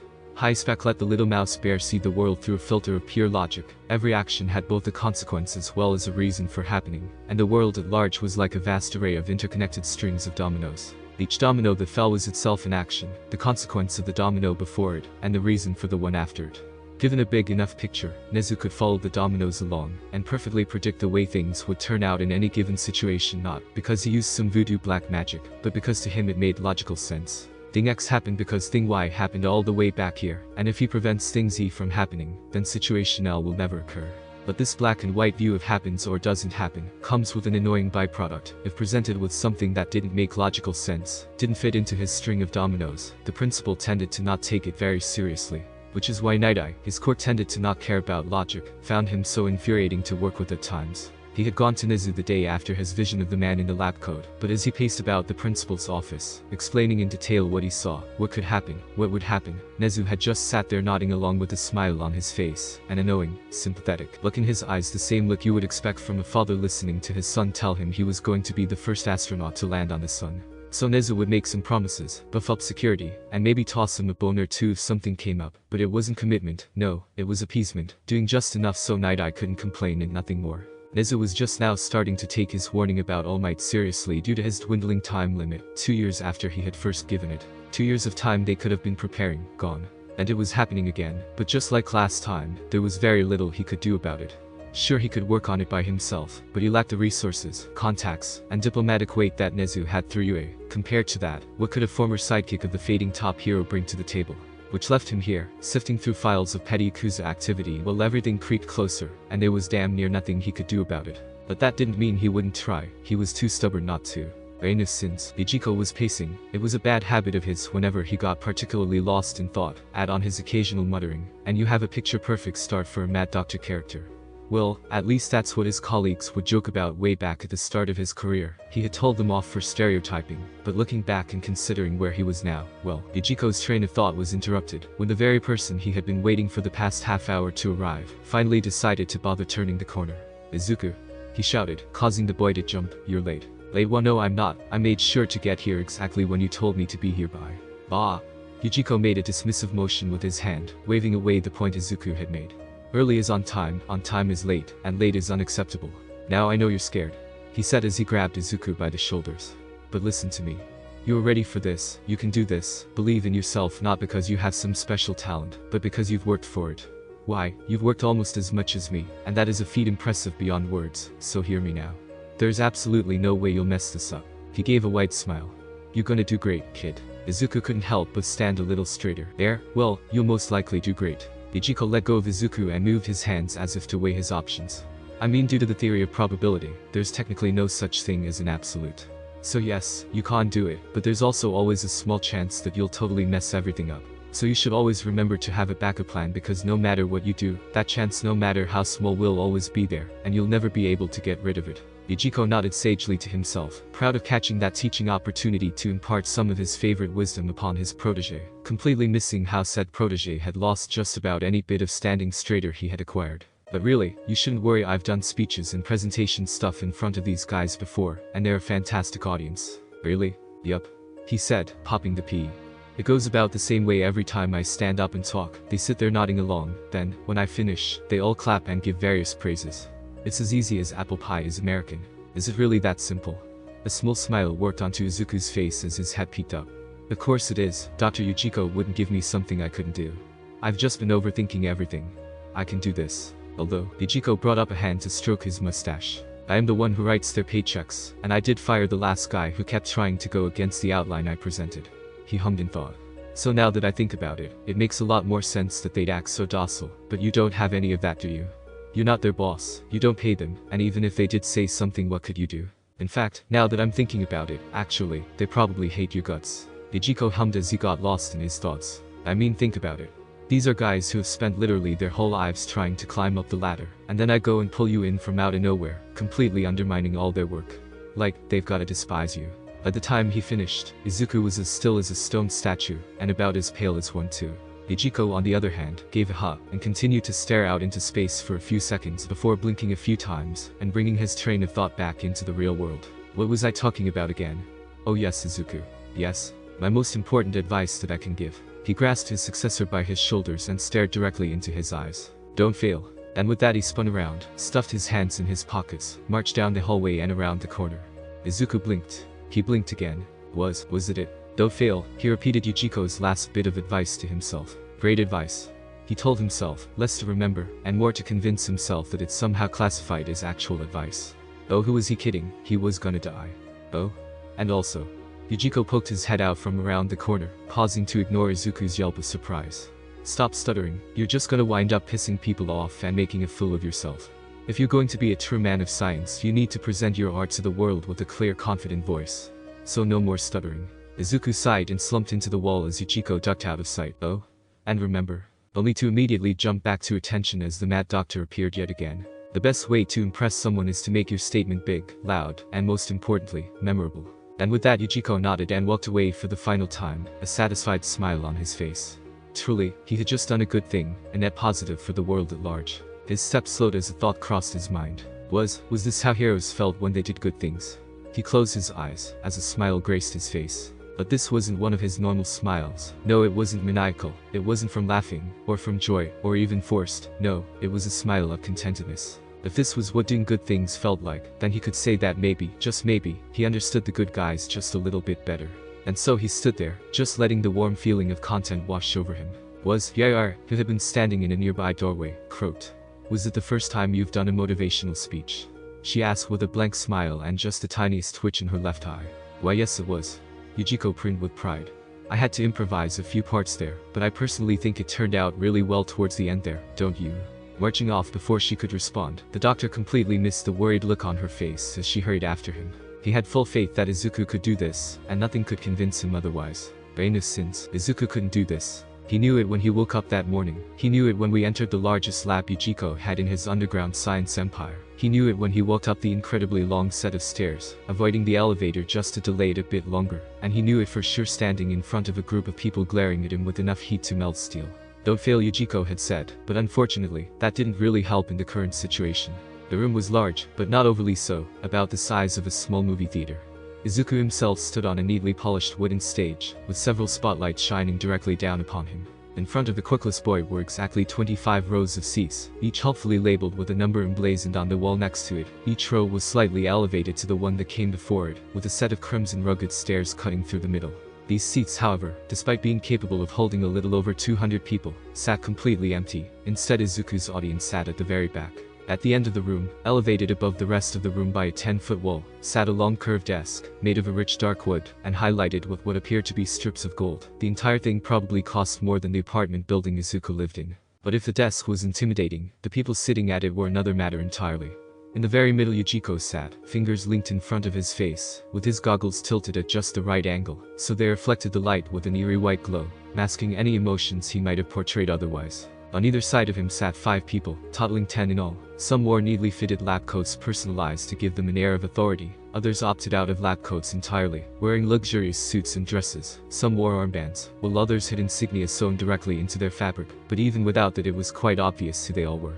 These were Yujiko's top lab heads, the ones who completed the vast majority of the doctor's work and research, and in return, had been given vast amounts of wealth and authority in his science imperium. Izuku gulped. Although the control they wielded was limited to the labs and facilities they owned, their influence was practically everywhere, best demonstrated by the fact each and every one of them had a direct line of access to Yujiko at all times, and not just to his assistant, but the ability to make a call the doctor himself at any time and for any reason. Needless to say, there were the people Izuku would very much like to avoid pissing off. Unfortunately, if the way they glared at him was any indication, the majority of them already hated them, and he hadn't even done anything yet. The reception wasn't all negative though. Off to the side, sitting on a chair dragged in from a floor below, and looking hilariously out of place next to the fancy suits of the top brass, sat Yayar, who Yujiko had dragged along to give Izuku moral support. She gave him a weak smile and a shaky thumbs up. Very inspiring. What wasn't inspiring was the giant screen that loomed behind him and over his head. It was obviously supposed to be used for the presenter's visuals, so the faraway audience could actually see what they were talking about. Now the reason this was uninspiring was the fact that if he had known about set screen, he would have gladly prepared for it. Instead he stood lamely beside the easel he had spent half an hour dragging up the stairwell, filled with painstakingly hand-drawn graphs and charts. Charts that, due to the distance between him and his audience, probably couldn't even be seen clearly. It was obvious that this place was supposed to be used for very important announcements, but it was equally obvious that no matter how important it may be, Yujiko was Yujiko, and had proceeded to not register this fact at all, but instead go shiny and hijack it for Izuku's presentation without a second thought. Izuku gulped and sent a hesitant glance towards his audience, only to immediately break eye contact under the harsh glares they were sending his way. Don't fail, he repeated in his head. Panicking wouldn't help him here. Yujiko was expecting him to do well, and having a panic attack on stage most likely didn't classify as doing well. Don't fail, he clenched his fists and forced himself to take a deep breath to try and calm down. Don't fail, he could do this. Don't fail, okay, maybe he couldn't, but that didn't change the fact that he had to. Don't fail. So he might as well do his best. He stood up as straight as he could and locked eyes with the burning, judgmental glares. Hello everyone. Only to flinch when his voice cracked horribly on the first word. The only reaction from the audience was Yair letting her head drop into her hands with a sob. He wasn't exactly a public speaker, okay. Tuning his voice down so he wasn't yelling, and clamping down on his stutter with as much force as possible, he started again. Hello everyone, I'm here to give what was this? A speech. A presentation. Talk to you about a potential experimental procedure I adapted developed to increase the efficiency of Nomu production, of the Nomu produced from the Nomu production. Coughing awkwardly, Izuku shifted to something that couldn't stutter on words, his trusty easel. Grabbing the first slide, a blank poster-sized sheet with only his name lamely scrawled across the front, he moved it to the back of the easel, revealing the next slide in the set. This one was filled with just about as many charts and graphs as he could fit on it, with quite a few sticky notes sticking off it, because he ran out of room and needed to add more. This is Project Neptune. He bit his tongue, berating himself for the stutter. It's an experimental procedure applied to the bodies before the main Nomu procedure. It uses DNA splicing, and a combination of serums that, if implemented correctly, should at least in theory, increase any Nomu's base circuit capability by at least 20% at the lowest, and up to 63% at the highest. This is possible because, he quickly patted down the lab coat he was wearing, before pulling out a pointer stick. Because it increases things such as muscle fiber concentration, bone density, red blood cell count, and such. He pointed to the graph situated on the topmost left of the sheet. You can clearly see here that Quirks use these base values as a multiplier, and not a linear add-on. His audience leaned forward and squinted in an attempt to see what he was pointing to on the easel, while Yujiko made his first visible reaction, since the presentation started by calmly tapping the side of his goggles. What? Was that supposed to be some kind of signal or message? What does a single dot mean in Morse code? Pushing past the anxiety-riddled questions swirling through his head, Izuku turned back to his easel, finding comfort in the swathes of numbers he could read off to sound like he knew how to hold a speech. Banus sins. So let me get this straight. This was not good. You want us to dump, who knows how much time and money into this experiment of yours without any proof that it will even work. This was really not good. Well, if you look at the numbers numbers are one thing, results are another. Things have been going well, not good, but not terrible for Izuku. He had managed to bumble his way through the rest of his presentation, without making too much of a fool of himself, managing to mask any stuttering by using a deluge of numerical values instead of words. But just when things seemed to be looking up, and by that of course I mean he had run out of slides, said the end, and was about to run out the door, his, oh so wonderful, audience had started doing the one thing he had prayed they wouldn't do. They started talking and asking questions that he couldn't just dump numbers on until they went away. I'm starting to genuinely wonder why you even called this meeting in the first place. Oh, and that was another thing, apparently they all thought that he had Yujiko call this meeting. He would laugh at the irony, if he weren't too busy having a panic attack. The man sighed and pinched the bridge of his nose in frustration, as his fellows nodded along in agreement. And really, even if it does work, why even bother? If we want a stronger than usual Nomu, we can just give it a strength quirk. A quirk rejection. Quirk rejection is annoying, but strength quirks are a dime a dozen. The sheer volume of them that we have on record almost guarantees we'll be able to find a small one that won't destabilize everything. But why? I happen to agree with Dr. Rome on this. A woman at the far end of the table said. Your idea is reckless at best and just plain dangerous at worst. She sneered. Honestly, this whole thing is just brilliant. Ha! Absolutely brilliant. Yujiko shouted with a laugh as he stood from his seat. Tell me, my boy, will this treatment work as an improvement for all quirks or just physical ones? Well, Izuku stuttered, caught off guard by the changing subject. Obviously there are a few quirks like invisibility that it wouldn't affect, but it should have a noticeable increase in just about everything else. Wonderful. Yujiko clapped. This right here is why I made you my successor. Hold up some of those slides again. I'm interested in some of those calculations actually. No wait, never mind. I'll just come down there and look at them myself. That'll be much more efficient. What followed was a blur of laughing and shouting from Yujiko, and grumbling and complaints from the lab heads, who, due to Yujiko having spoken up, couldn't really say anything against his proposal anymore. With his adrenaline fading off, and his mental train in a twist, Izuku's memories of what followed immediately afterwards were a bit fuzzy, but there was one specific part that stuck out to him. My boy, here's a word of advice. Yujiko laughed as he led Izuku out of the building. When trying to coin something to a group of people, you only ever really need to bother convincing the most important person in the room.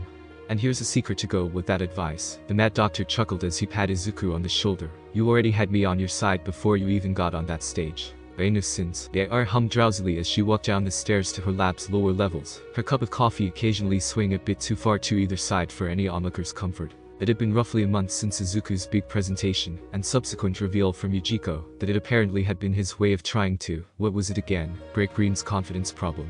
She didn't really know, to be honest. Izuku had explained it to her in some grand speech afterwards. But what he said didn't really make all that much sense to her, considering, you know, Green turning green on stage didn't seem like an indicator that he had gained any self-confidence. But hey, she wasn't about to say anything. She liked being paid. All that aside, the past month had been a lot less terrible than she had anticipated. Yujiko had been genuinely excited about Izuku's idea, and had commandeered a section of the lab to give it, alongside a handful of people, to Izuku for him to start testing.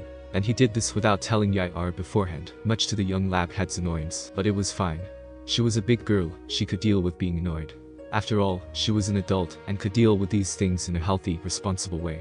That is to say, she could spread the pain and annoy everyone else at her lab, because it was her lab, and she was their boss. With a smirk, and a flash of her ID badge, the door to Izuku's section of the lab, looking exactly identical to every other door in the building, slid open with a hiss. "Oh Green," she called out lazily as she stepped into the room. Green was going to hate her, and she knew he was going to hate her, because she hated people when they messed with her early in the morning. And now she had just reminded herself that yes, it was very early in the morning, and of course, now that she was thinking about it, she was suddenly much more tired than she was a few seconds ago. Fuck psychology, it was her brain, it should work the way she wanted it to. She drank the caffeine chemical, give her awakeness. She hated the morning. Fuck, breakfast is the most important meal of the day. If you want to eat early, eat brunch. Anything earlier than that is too early. But she had a job to do, and if she wanted to get paid, and eventually get her paycheck to go up a few zeros, she actually had to work. Hence why she was always one of the first at the lab in the morning, and hence why she was always in a bad mood until lunch. What? Just because she was lazy didn't mean she didn't do her work. No, she did her job, and she was damn good at it too.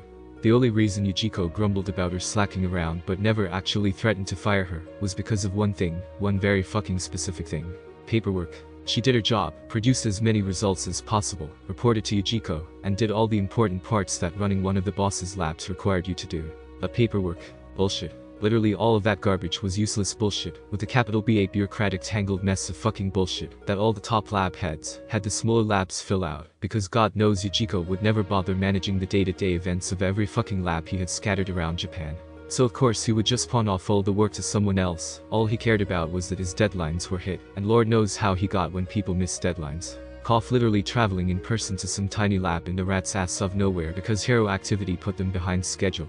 Cough. The paperwork was bullshit, it was useless beyond useless, held no value, and was fucking time consuming. She wasn't touching that with a 20-foot pole. No, she was letting it all pile up in actual physical piles that gave Yujiko an aneurysm every time he saw them, and she was gonna keep doing that until he caved and let her hire someone to do it all for her. Right now she was thinking about mornings, and paperwork, and all the bullshit she had to deal with, and now she was in a pissy mood. Green. Where are you? She shouted as she walked past yet another DNA sequencing machine, identical to the past 30 before it. Anyone home? Peeking her head through any doors she came across, it wasn't long until she came to the end of the lab branch, and the final door, which after a quick hiss of air, revealed that anyone was in fact not home. HMPH. She huffed as she trudged into the final room. Green must have finally realized coffee isn't a direct substitute for sleep. She grumbled to herself as she fished around in her coat's pocket, eventually fishing out and popping a mint into her mouth. It only took him a month of falling asleep at his desk to realize it, although I'll gladly take him falling asleep at his desk every day over babbling about the damn UA entrance exam every day, and thank God he stopped going on about that, future boss or not. I was going to throttle him if he brought up the fucking thing one more time. Her grumbling tempered off as her attention was distracted by the very obvious thing glowing in the middle of the room.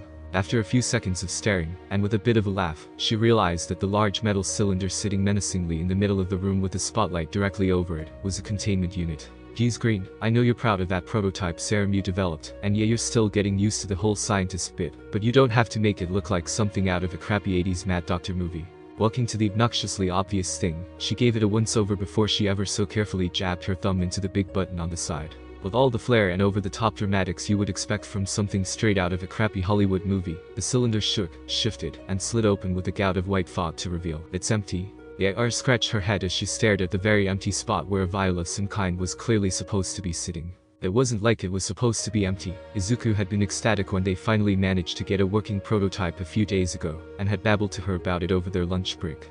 Could he have moved it? If so, why?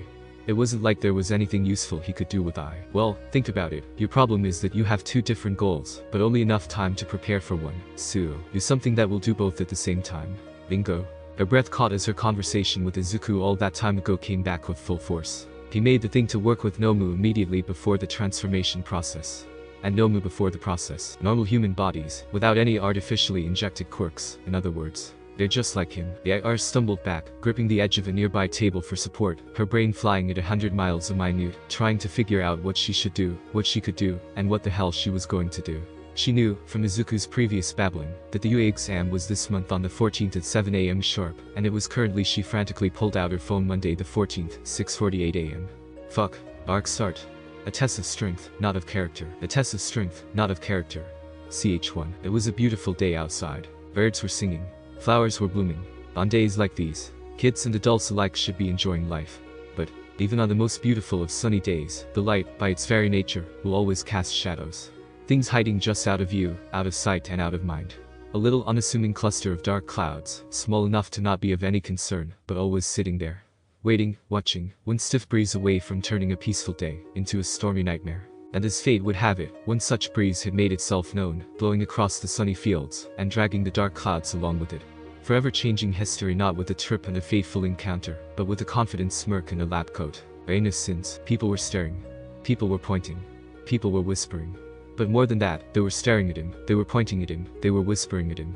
And he loved it. In the past it had caused him to panic, to shy away, but this was different.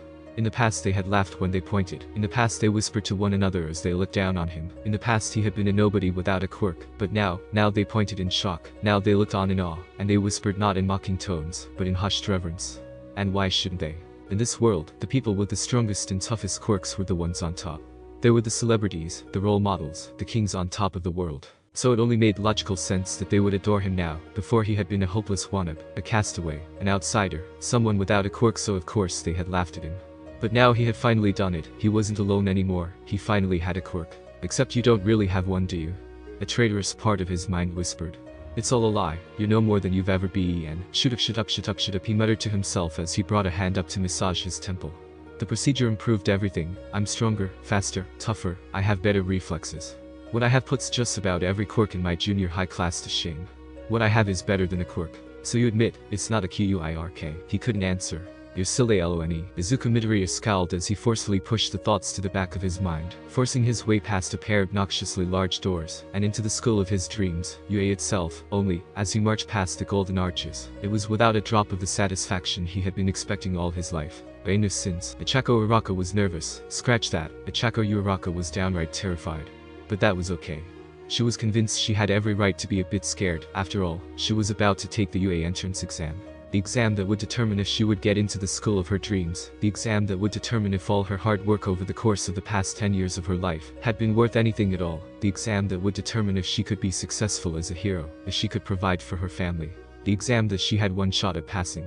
The exam that, if she made a single mistake, any of the other 100 or so students would gladly step on her head to climb higher in the ranks. So yeah.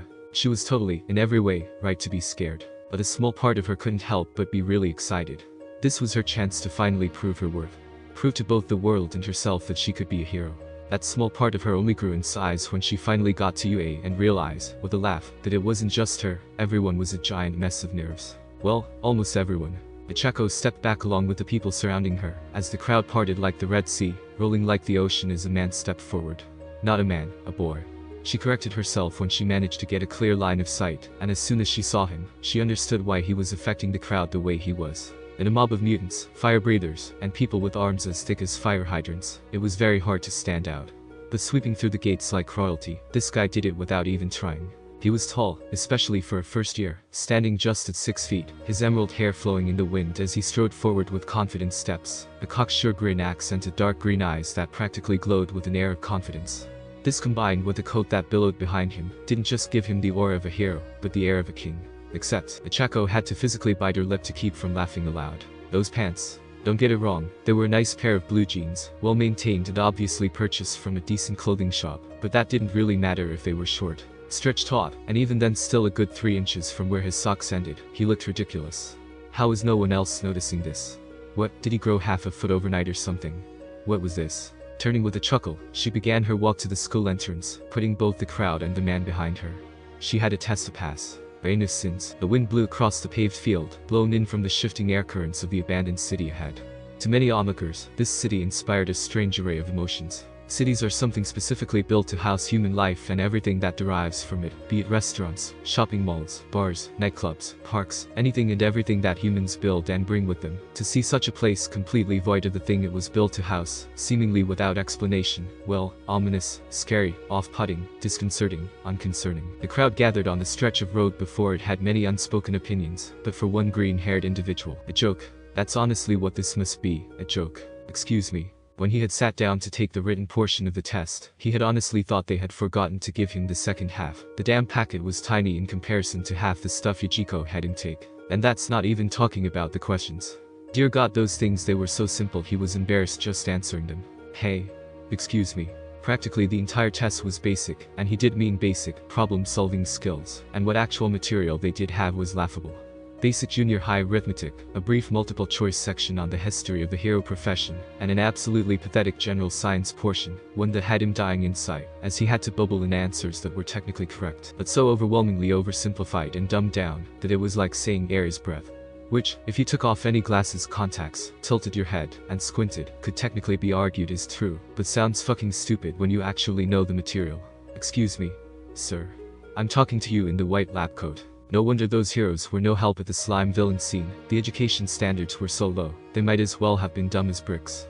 And to think, he has spent an entire month poring over documents and papers by some of the brightest minds in the world to prepare for this. This was supposed to be UA, the top hero school in the world where only the best and most promising hero aspirants were allowed to attend. But that wasn't what made him mad. No, that would be the written essay they had decided to tag onto the back. In no less than 2 pages, describe your Quirk's abilities and its potential uses in heroics. Excuse me. I'm trying to talk to you. A hypocritical question for a so-called equalist school, especially one that had spent a good while preaching about being the only hero school to allow Quirkless applicants. But that's all it was, wasn't it? Hollow preaching, for a big publicity stunt. Quirkless people weren't meant to attend this school. They were never supposed to pass the physical exam. Hell, they were never supposed to apply at all. Izuku growled as his teeth ground together. After all this time, after so much hope, and to think of how much work he had put into this, what he had gone through to achieve this, he buried his head into his pillow, biting it as hard as he could, in an attempt to not wake up his mother. Desperately trying to stifle his screams, as blood poured from his nose and ears in torrents, his insides ripping themselves apart as his organs decomposed and regrew into something better. His hand twitched, as he narrowed his eyes. He would prove them wrong. He'd show them that it was a mistake to doubt him, just because he was Quirkless. Izuku's hands clenched into fists. He would get in, and he'd show them. He'd show them all. I know you can hear me. ANSW. Go.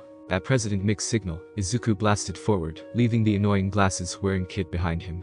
His feet hammered on the pavement to carry him down the road at an impressive 15.73 meters a second, 35 miles per hour, a speed that had gleefully confirmed his serum success when he timed it that morning. And considering Usain Bolt had only managed to barely eke out 12.3 in his prime, back before Quirks, as well as the fact Izuku had previously been nowhere close to that, his serum had been very successful. But not successful enough to match a good speed Quirk, now is it? Izuku ground his teeth. He needed to stop doubting himself. If he was going to do this, he needed to have absolute movement. In an instant his hand shot out, grabbing the pole of a passing streetlight to help divert his momentum's direction, and, with a solid jump, Izuku launched himself into the alleyway, where he had seen something move. Granted, it was with all the grace of someone launching themselves into an ally via lamppost for the first time, but he stuck the landing, so whatever. The reaction was instantaneous. A large dark green robot rose from where it had been hiding in ambush. Gears whirled, and a steam valve hissed as the mechanoid rose to its full height of almost 7 feet. its singular large optic glowing a sinister red, casting crimson shadows across the alleyway. Izuku merely huffed. This was only one pointer after all, really only a waste of time. He should be going for groups of 3s and 2s, to maximize his points and impress the instructors. The robot's metal groaned as it slowly lurched forward, its steel-plated limbs tearing chunks out of the concrete with each step. Oh well, he had plenty of time to burn. He'd just have to dispose of this one, and then Izuku froze, his entire body tensing up as every fiber of confidence, pride, and anger that had burned so fiercely just moments ago vanished away on the chilling winds of realization. Izuku Midoriya, scientific prodigy, apprenticed to and personally taught by the greatest mind of the century, the young man single-handedly responsible for reopening entire fields of Quirk research for further investigation, who created and successfully implemented the closest thing to an artificial Quirk the world has ever seen, didn't have the slightest idea how to fight. The mechanoid shook as it silently raised its arm, and Izuku Midoriya was once again a scared boy in an alleyway. Rainus sins, Nezu. The doors to the teacher's observation room flung open, as a very pissed All Might stormed in. Oh? Toshinori. The small bear mouse thing smiled as he lowered his glass of tea. I'm glad you could make it. Don't Toshinori me, Nezu. The number 1 hero growled, his voice substituting its usual boisterousness for a vicious edge, as he stomped forward and forced a piece of paper in front of the mouse's face. What the hell is this? Oh, that, the bear's cheer dimmed as he read the paper. Thought is something I would love to discuss more in detail, but as you can see I'm a tad busy at the moment. He gestured to the large TVs displaying the exam, so if you wouldn't mind waiting in my office for a bit, IW. That's the thing Nezu, I do mind. All Might spoke through grit teeth as he shook the paper. I specifically told you about who would be taking the entrance exam, so why the hell did you add this? Well, Nezu coughed, All Might's anger on this catching him off guard. We have to remake the written test every year, to help avoid cheating, and the small president's words died out as All Might began squeezing the paper so hard it practically turned to dust. The tension in the room was palpable. No one had seen the number 1 hero this angry in a long time, and no one knew what he'd do when he was this furious outside of a fight. I put it on the test. The calm, monotone voice cut through the air like butter, and All Might calmly, eerily calmly after his shouting just moments ago, turned around. But I put it back on the test, if you want to be specific. Aizawa stepped forwards, out of the group of teachers and in front of All Might. When Nezu saw that it came up in rotation, he took it off the test and substituted it for a different one. I swapped it back in once he submitted the form for finalization, and by the time he realized, the tests had all been printed. All Might poked the underground hero in the chest, the force making him stumble back a few inches. I endorsed that boy's application. Yes, but endorsement and coddling are 2 different things. Aizawa brushed himself off. This is real life, you don't get to change test questions, just because they might hurt someone's feelings. Besides, the boy's quirkless. At best he'd be a burden and an active hindrance in any serious situation that occurs. At worst he'd get himself killed. I didn't coddle. All Might seethed, his voice dangerously quiet. I proactively submitted an unfair portion of the test for review, because in case you've forgotten, the essay is worth 20% of the test's credit, 20% that a student now won't be able to earn no matter what he puts. As for the second bit, he leaned unnervingly close, his height towering over everyone in the room. You don't get to decide that. Where any lesser man would have cowered, Aizawa stared directly back, holding the gaze of the uncontested strongest man in the world. He's struggling with a 1-pointer. It's clear the kid isn't ready for this level of combat. If anything, you're at fault here. All Might trying to leverage Nezu to get the kid in, you're going to get him killed. All Might scowled. That's not for you to decide after a minute of watching, that's for each individual person to decide for themselves. And even if they aren't, UA's school, it's our job to teach them to be ready. Aizawa scoffed and turned back to the exam screens, unwilling to put the effort into a staring match against someone as stubborn as the 0.1. If somehow the boy manages to pass both parts of the exam, and gets put in my class, Eraserhead sent a passing glare over his shoulder. I'll intentionally set up a test he'd fail, and expel him on the first day. Slam, it's for the kid's own good. Aizawa muttered before turning back to the screens. Nezu could only sigh as he stared where All Might had stormed out of the room, slamming the doors behind him hard enough to knock them off their hinges. They had been very expensive doors. Rainus sins, this was bad. Well, no, that would be an understatement. Let's try again. This was very, very bad. No, still not quite capturing the situation here. I'm gonna die. Closer, closer, much closer, but still not quite there. Let's try one last time. Hal phhghglgh. Izuku's scream was abruptly cut short, as one of the mech's wings finally made contact, forcibly expelling the air from his lungs, and turning his plea for help into a painful gurgle. Izuku coughed as he was flung through the air, spittle and blood flying from his lips as he crashed into the wall behind him. He could feel something inside him break as his momentum overcame the concrete and dragged him through the wall, skipping him along the stone floor inside, before finally depositing him into the far corner with a sickening crunch. Okay, much better, but I think it needs just a little more to really drive home the situation. The wall exploded outwards as the robot threw itself through it, using its sheer weight as a battering ram to flatten any obstacle in its path. It landed with enough force to shake the room, sending spiderweb cracks across the floor. With a mechanical hiss, it once again rose to its full height, its head swiveling about the room for signs of its prey, scraping across the ceiling as it did so. Perfect, Izuku wheezed as its optic passed over him, apparently not built to operate in low-light conditions. Think you idiot. This is a level 1 bot, you can't die here. He bit his lip and attempted to stabilize his breathing, which was a lot harder to do when he should be dead right now. That hit would have crushed any normal person's spine to dust, and practically liquidized their organs. Thank God for his serum's increased bone durability and slight regeneration boost. If he had gone in without it, like he had been planning on doing back before he met Yujiko, no? Get your head in the game. Analyze the problem, break it down into manageable sections, and work it out one piece at a time. He squinted at the robot through the dark, silently nagging himself for deciding night vision would be too dangerous a risk to gamble in his serum. The bot was pretty damn tall at just over 7 foot. It stood on 4 clawed legs. It had a humanoid-esque torso, 2 dark steel arms, and a cylindrical head. The entire thing was covered in dark green steel armor plates, excluding the joints, but it was quick to defend those if it saw you going for them. Apparently the builders had programmed it with counters to most of the obvious things students would try. Its optic on the front of its head was the first of said obvious things, being an obvious weak point, and as such it was covered in a kind of reinforced glass, obvious to the scientists because of the metallic sheen that coated its surface. The fact he had managed to get a good rock throw at it, only for it to bounce off, also helped with the theory. As his mind began to turn its gears, Izuku's panic melted away without him realizing as he slipped into the dangerous calm his thinking mode provided. Knocking out its eye had a lot of benefits beyond the obvious ones. The mech's operation in particular seemed to be particularly dependent on its sight. Actually, now that he thought about it, it hadn't reacted to any of the noises he'd made thus far, despite him being the only other thing in the room that reasonably could make noise. And considering it didn't have a nervous system to feel with, the damn thing might have been acting entirely on his sight. Izuku hummed, before taking an educated risk and rapping his knuckles on the stone floor. It really can't hear, huh? He noted as the machine rumbled forward in the wrong direction, its head still swiveling around on a pivot. So the best option would be to take out its sight, but he couldn't break the glass protecting the optic, and it was probably programmed with a response counter, so it would be best to do it without it seeing him, and do it in such a way it wasn't hard programmed to counter.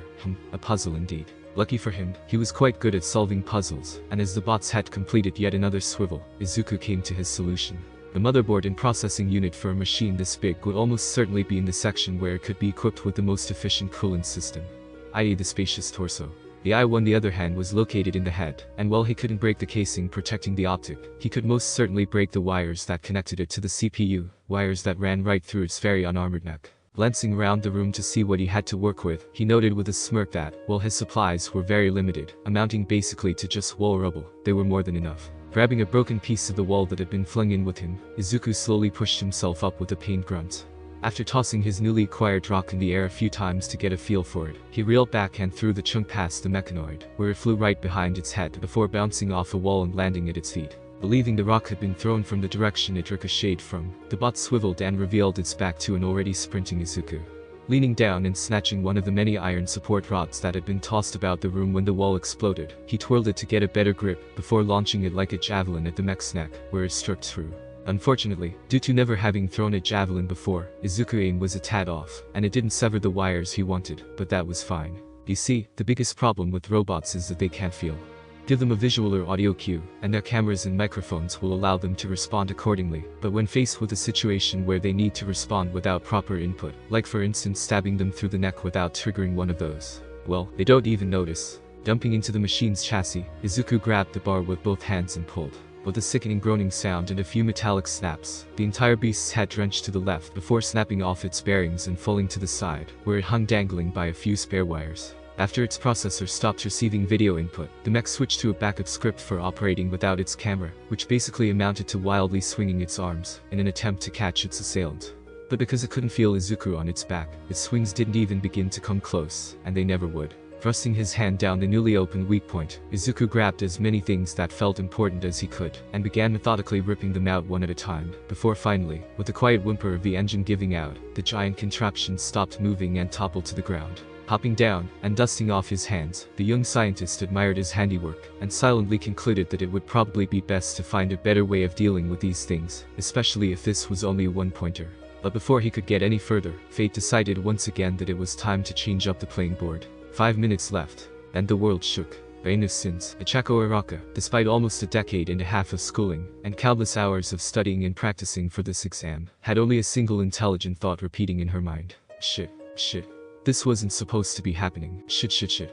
This wasn't how this was supposed to go. Straining her arms against one of the large concrete chunks that pinned her to the ground, Ichako attempted to activate her quirk, but was almost immediately forced to let go, lest she make the situation even worse by soaking herself with her own vomit. Well, she says that, but it's not like the situation could get much worse anyway. There, lumbering down the main road, on a direct collision course with her head, was the zero-pointer that they had mentioned in the opening. Of course, it would have been nice to have been told the damn thing was giant. The only thing that seemed to be going in her favor was the fact it was about a quarter mile away, and moving with half the speed you'd expect of a Zamboni. Things had been going so well too. Despite not having a directly combat-oriented quirk, she managed to get quite a few pretty points, and she was confident several of her displays were impressive enough to grab the judge's attention. Of course, that's if there's anyone watching us at all. Which seemed like such an obvious thing at first, but was something she'd been increasingly doubting as the giant hunk of steel lumbered closer and closer to squashing her into a pancake. Of course things had to have gone to shit, hadn't they? She couldn't just get a good score, could she? What really pissed her off about all this was the fact she could have avoided it altogether, but no, she just had to be greedy. When that giant thing popped out of the ground, everyone else had run off, but she, in all her brilliance, had decided to stay and use the opportunity to snag the last points everyone else was leaving. It was supposed to impress the instructors and show that she performed better under pressure than her competition. What wasn't supposed to happen was for all the shaking to knock loose the top of a building and trap her beneath a metric fuckton of concrete and the remains of a three-pointer she'd been dealing with. And needless to say, anyone who could help her was already long gone. Jeez. She strained as she pushed against the rock without a quirk. What happened to rescuing damsels in distress? Not that she would ever willingly classify herself as a damsel in distress, but the point still stood. Hey, beep. Startled, her hand slipped, dropping the stone she'd managed to push up a few inches. Are you alright? Yay, she coughed painfully. I'm good. Standing in front of her, covered with the wear and tear of battle, his lab coat billowing in the wind like something out of those old All Might TV shows, was the green-haired kid from that morning. And with a hand outstretched and a confident grin, as obviously forced as it was, the scene was the dictionary definition of heroic. But well, it would have been, except, Ichako bit her lip and turned her head to hide her laughter. Those pants look hilarious on him. The pants kinda ruined the picture. Here, take my hand. Let's get you out of there, okay? Grabbing his hands with both of hers, she braced herself as he started pulling, and was genuinely impressed as he managed to pull her almost halfway out without so much as breaking his seat, until, ow, I'm so sorry. Are you okay? The boy, she still hadn't gotten his name, had she? Immediately stopped pulling, and bent down to check on her. Yay, I'm all good. That didn't sound very good. No, it's she has in pain. My leg's caught underneath something. You're not gonna be able to pull me out, not without pulling apart the entire pile. Oh, well then, the boy scanned the rubble on top of her, trying to think of something, when, wait, he blinked. Is it a rocket launcher? Ha! Ichako turned, and sure enough, right next to where her head had been, was the three-pointer's explosive weapon. Oh, would you look at that? The future gravity hero stared wide-eyed at the very dangerous weapon, as she realized just how precarious her situation had been, and still was. That is a rocket launcher, isn't it? Would you mind helping me remove it? You know, she gulped, I think that would be a good idea.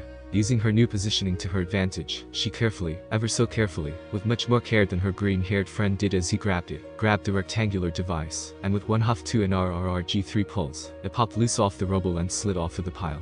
Thank you for that. Ichako sighed in relief. That was a little unnerving if you know what I mean. No, it was no problem. The boy laughed as he picked up the rocket launcher. In fact, I should be the one to thank you. Eh? She blinked. I've been looking for another one of these. This is the last one I needed, in fact, so extra thanks. He nodded to her and tossed the green hunk onto a metal sheet with a pile of other robotic parts. How has she not noticed that before? Wait, wah, but really, that thing, he gestured towards the ever-looming zero-pointer, is getting really close, so I've got to move fast. Wait. Hold on. She called as he picked up a metal wire that was wrapped around the sheet and began dragging it down the road. Aren't you going to save me? Don't worry. He called as he ran down an alleyway, dragging his scrap pile behind him. That's what I'm doing. Wait, no. Don't go. Ichako could only dumbly stare down the path her supposed hero had disappeared down, flinching when the zero-pointer decided to remind everyone it existed by letting out a metallic roar. Sighing, she pulled at her leg again and now. Yup. Still stuck. Looking back at the alleyway, and finding once again that yes, he really had run off, Ichako Araka only had a single thing to say. Shit. Innocence. Remember kid, the best way to impress someone is to make your statement big, loud, and most importantly, as memorable as possible. And remember, don't fail. Tightening his grip on his makeshift sled of explosives, Izuku pushed his legs to carry him even faster. He had an idea. It was an absolutely stupid, crazy idea that was reckless and not thought out at all, but considering the situation, Yujiko's advice of big, loud, and memorable just might be on the money. But to get this to work, he needed to be perfectly timed, which was why he was running down the alleyway instead of the main street. He couldn't afford to waste time running into any bots. Judging that he had covered the right amount of distance, or at least close enough to it, he ran to the closest door on a building he could find on his left side, and kicked it open.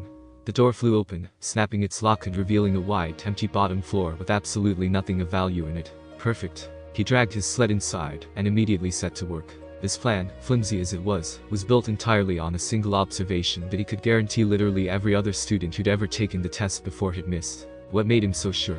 Well, no other good quality student to get this far sans him would be weak enough to get punched through one of the walls, and everyone who was unlucky enough to have been, most likely didn't have the background knowledge and construction of all things to realize the significance of it. Don't ask, Yujiko liked to have him read various books on random subjects to keep him busy when he was off work. Anyway, when he had been launched through the wall, he had been sent through a load-bearing portion of the wall, and while he didn't hit the support beam, thank God, the wall was still far too weak. Much more than it should have been. Granted, it still should have turned him into a pancake regardless, but whatever. This, alongside the reinforcement bars being made of iron and not steel, had led him to realize how UA could afford to build these huge mock cities. They were cutting costs hard. While normal buildings were forced to abide by various housing and safety regulations, UA's cities technically weren't for people to work or live in, and as such, they could bypass all those pesky laws. The standard grade concrete for use in buildings such as these was a range of C40/20ths to upwards of C50/20ths depending on psi, with C60/20ths being used for important supporting columns and load-bearing beams. The concrete used in the walls of these buildings was more alongside what he'd expect of C25/20ths, maybe even C20/20ths when they could get away with it. And if the supports followed the trend, which he was almost positive of, then they should be grade C45/20ths maximum, and again, it was reinforced with normal iron instead of steel. But even though it was weaker, it was still just as heavy.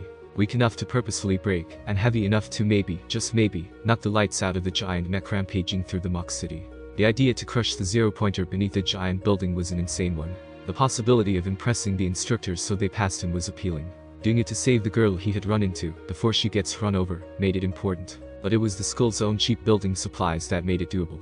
Izuku grunted as he propped his final rocket launcher up against the last support beam and kicked the barrel, until it was warped enough the rocket would get trapped and detonate inside. The ground shaking increased in intensity, signaling the Titan's approach as the young scientist ran from launcher to launcher with the control board he had ripped from the defeated three-pointer's head, manually tweaking the frequency of each one, until they all were synced with the board. The moment the final piece synced, he jumped to his feet and bolted to the front door, flinging it open to find the giant mech practically on top of him.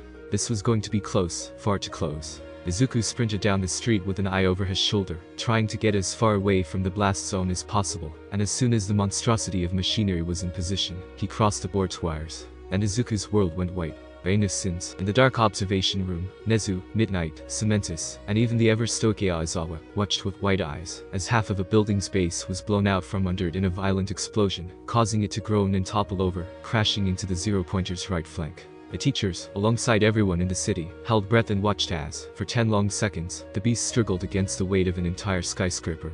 And, just as it seemed the mechanoid would continue to push forward, something in its left leg gave out with an audible snap, causing the beast to succumb to gravity and topple to the ground, crashing into the building on its left as it did so. The sheer weight of the impact caused the city to shake. And, like a set of concrete dominoes, the entire block of buildings surrounding the impact tilted inwards, before crashing down on the fallen Titan, crushing it beneath a grave of rock and metal. The world seemed to bite its tongue, holding a deafening silence as it waited to see if anyone would step forward and explain what it had just witnessed. And as fate wept for what should have been, one man in a lab coat stepped forward. Innocence. His head was fuzzy. His face felt wet. Strange, he didn't have a water bottle on him, or did he? He couldn't really remember. Was that blood he was tasting? Reaching up, he ran his fingers from his forehead to his lips, and when he pulled away, yay, that's blood. Well, that explained it. Something must have caught his head in the explosion.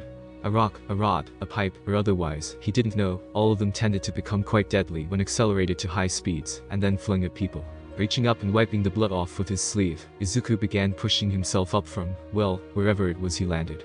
As he raised his head, he realized that it wasn't just his head that was foggy, everything was. White dust from the crash filled the air, and made it almost impossible to see anything, but despite this, he was still able to see it very clearly.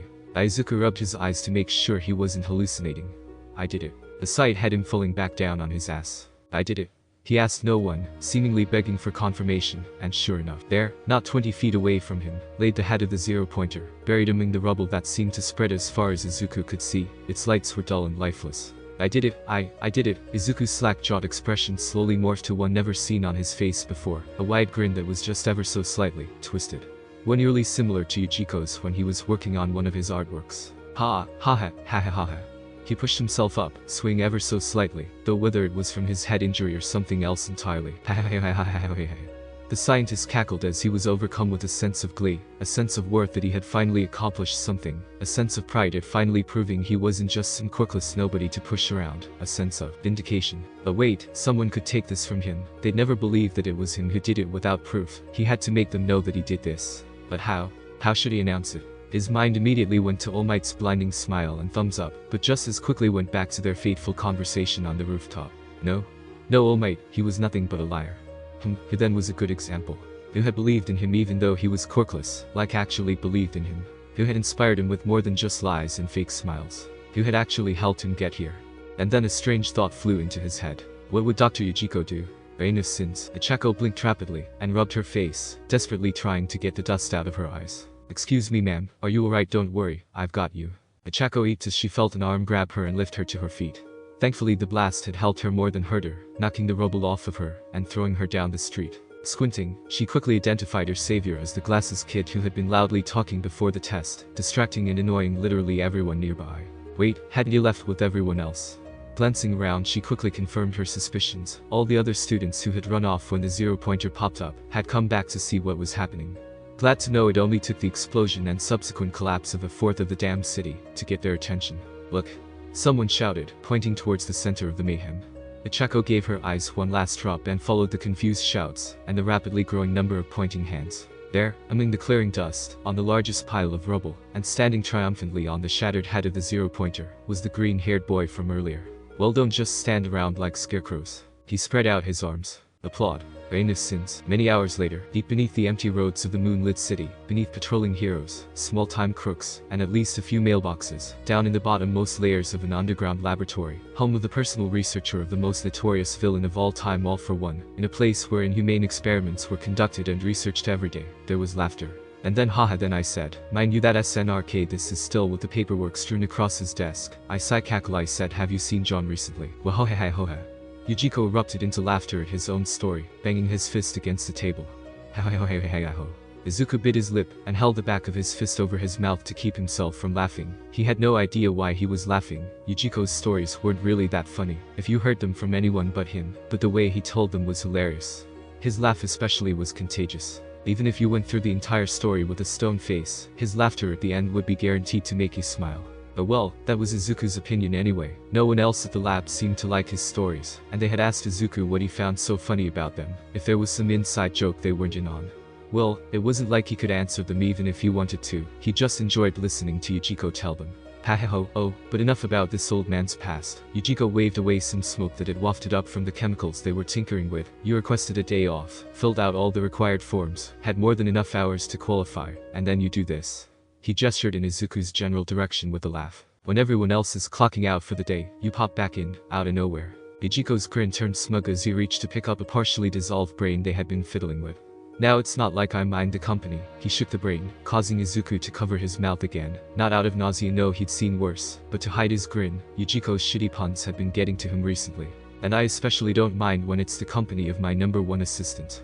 Why, I can only pray that I'll one day have the honor of meeting the absolute genius who taught you. He elbowed Izuku, causing them both to descend into another round of snarky chuckles. But it does make me curious. What could be so important that you have to miss an entire day, but put you in a good enough mood that you come running back here at almost 11 o'clock at night?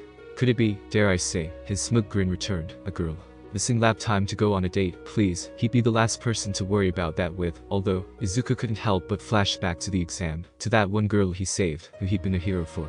My god, Izuku blinked back into reality to find Yujiko staring at him slack-jawed. There actually is a girl involved. Yujiko erupted into another wave of laughter. To think you did all that for a girl. Izuku froze. What do you mean, did all that for a girl?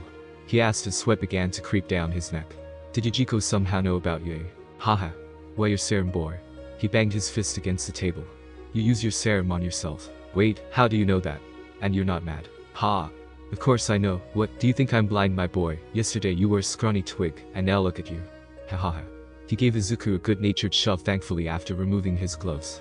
6 foot tall and built like a Spartan. And it's to impress a girl you like. Hey hey hey hey. Come on. You've got to tell me.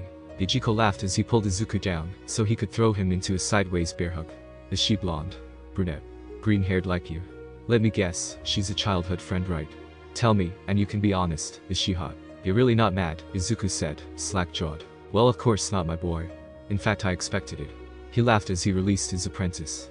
Listen, kid, you're a lot like I was when I was your age. Decently quick-witted, well-organized. You've got a good head on your shoulders, some good intuition, and most importantly of all, he jabbed Izuku's chest with his finger. You've got curiosity. A burning sense of curiosity that'll drive you forward, and the stubbornness to keep it from killing you.